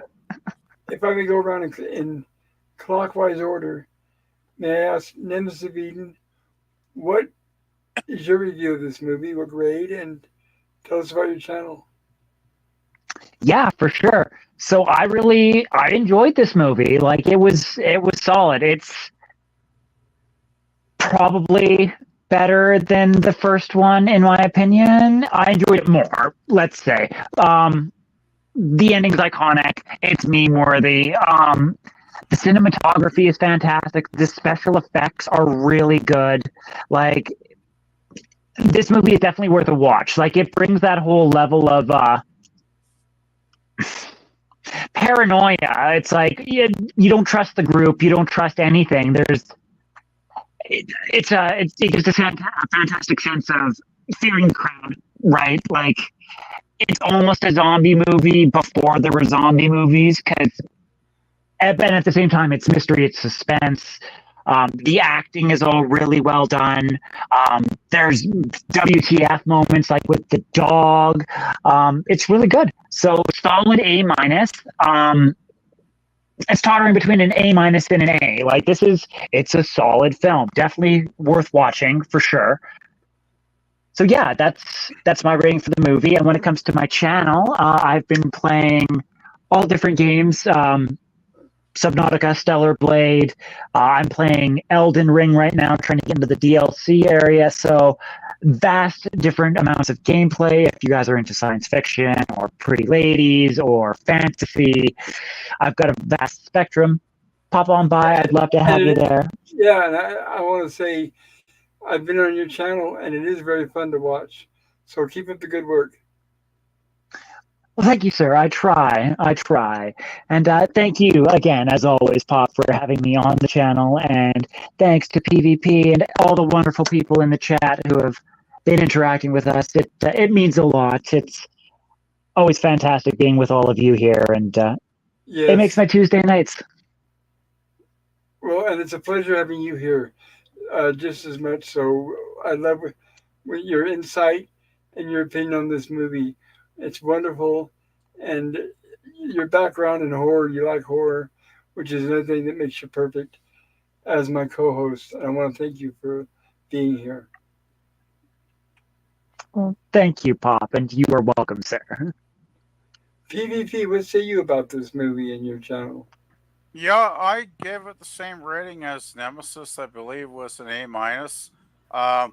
I always loved the original film from the 50s, and I think this film is pretty much at the same level. Like they're both really good, kind of paranoia-based, sci-fi films that really deliver with a great cast, solid writing. I mean, there's nothing I could really criticize on either film.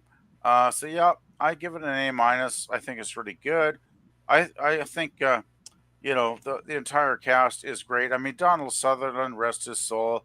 That's why we're doing this tonight, to pay homage to a great Canadian actor that just sadly passed away from us.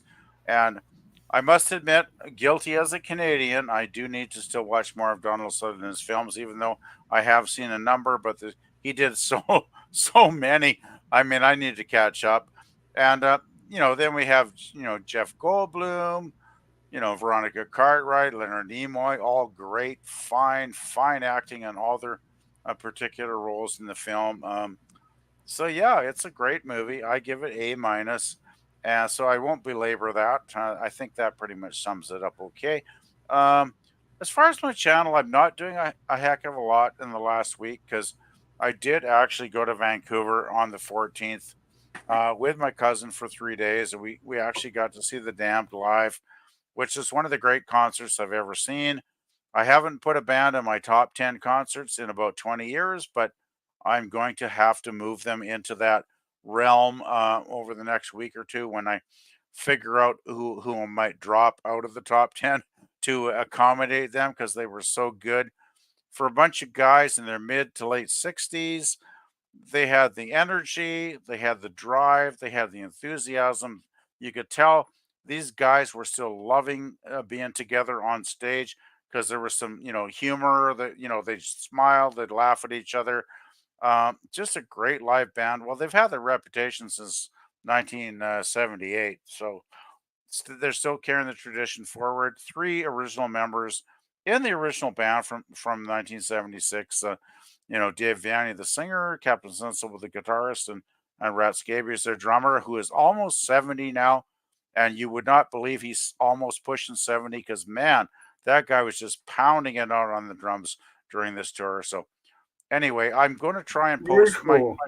my cousin got a few clips. I'll try and post them the next week. But anyway, that's about it, Pop. Sorry I went so long. Oh, no, you're fine. You're fine. Okay, so now I'm going to go ahead and close the poll in the chat and share the results. I believe that's the next step. Let's do that.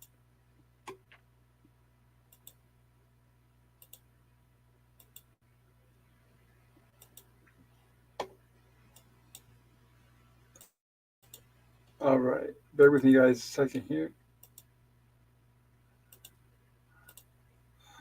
All right. Perfect. Okay, so first of all, thank you, everybody, for voting. It looks like we got 14 votes tonight. What grade would you give Invasion of the Body Snatchers? And it looks like A plus to A minus got a 78%. Nice.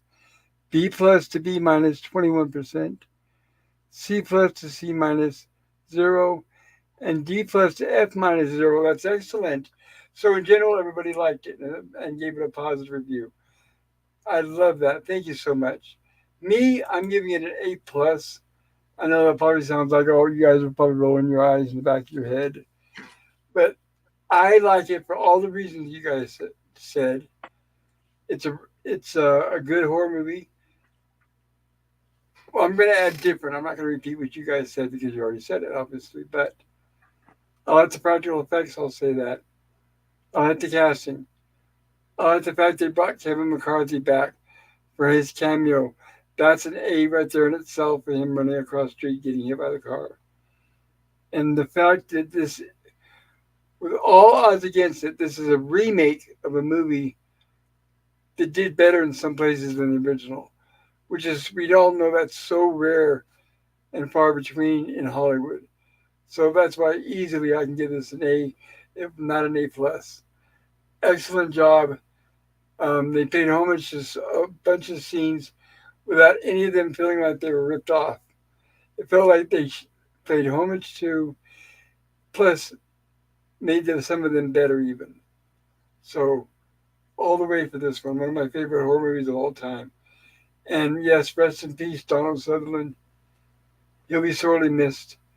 And yeah, when you guys get a chance, go out there, check out his filmography. He's got a whole bunch of movies that I think you guys will definitely deeply enjoy. All right. Is there anything else we need to cover here before we close the stream? I can't think of anything I need to add there, Pop. It seems pretty good here. So I always ask because I know there's at some point I'm gonna forget. How about you, Nemesis? Anything you'd like to add? No, bro, I'm good to go. Just thanks again to all the people in the chat. To you. Yeah, just thanks again for being here. Appreciate you all. All right. And as a reminder, everyone, tomorrow, hopefully, if Gorilla's up to it, I know the poor guy's really, really exhausted. But if he's up to it, we'll be back tomorrow for 2 more episodes of Gilligan's Island. Hopefully, we'll be able to finish that off before I kick the bucket. And then Saturday, we'll be doing Rumblings from the Lab. And then Monday, I believe we'll be back for Lost in Space. Is Joe going to be back for Lost in Space EVP? Do you know? She said she's not doing her Friday morning stream this coming week because I think she's away. I think she may be back on the weekend on Saturday, Pop. But I have not talked to Jill in probably in the last week since last week, so I'm not 100% sure. But I could I could send her a DM if you'd like, and I'm sure Jill will respond. True. Well, she's always forget about that. I know she's on holidays right now till Friday. Exactly. I believe, I think she might be back on the weekend. So I'm guessing, since we missed last Monday, if I put $1 on Jill, I would say she's probably going to try and be there next Monday for sure. Yeah, and I feel bad because you're right. I can DM her too, but I'm always afraid that I'm always that they're busy and I'm interrupting them. Well, especially because they're on vacation. Well, the thing was, I know I actually saw her on Klobby's memorial stream last weekend, and for some weird reason, synchronicity or something, I watched a bit of it. Then I had to go away, and then I went back and I caught the part where she actually just started doing her memorial eulogy, which was really nice. And it was like she kept it short, maybe 5 minutes or whatever. But I knew, Jill, I obviously knew she was very close to Klobby, and she had a rough weekend, so I didn't want to bother her. That's why I have messaged her. Exactly. Yeah, exactly. But I could send her something in a couple days, like towards the end of the week. I'm sure she. Well, Jill. Jill's always great.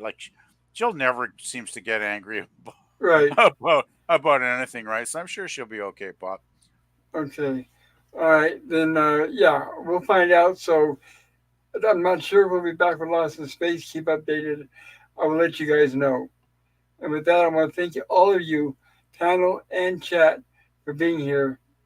And I really appreciate it because, like I said before, I wouldn't be able to do this without you, and it's your support that keeps my stream going. Have a great night and peace.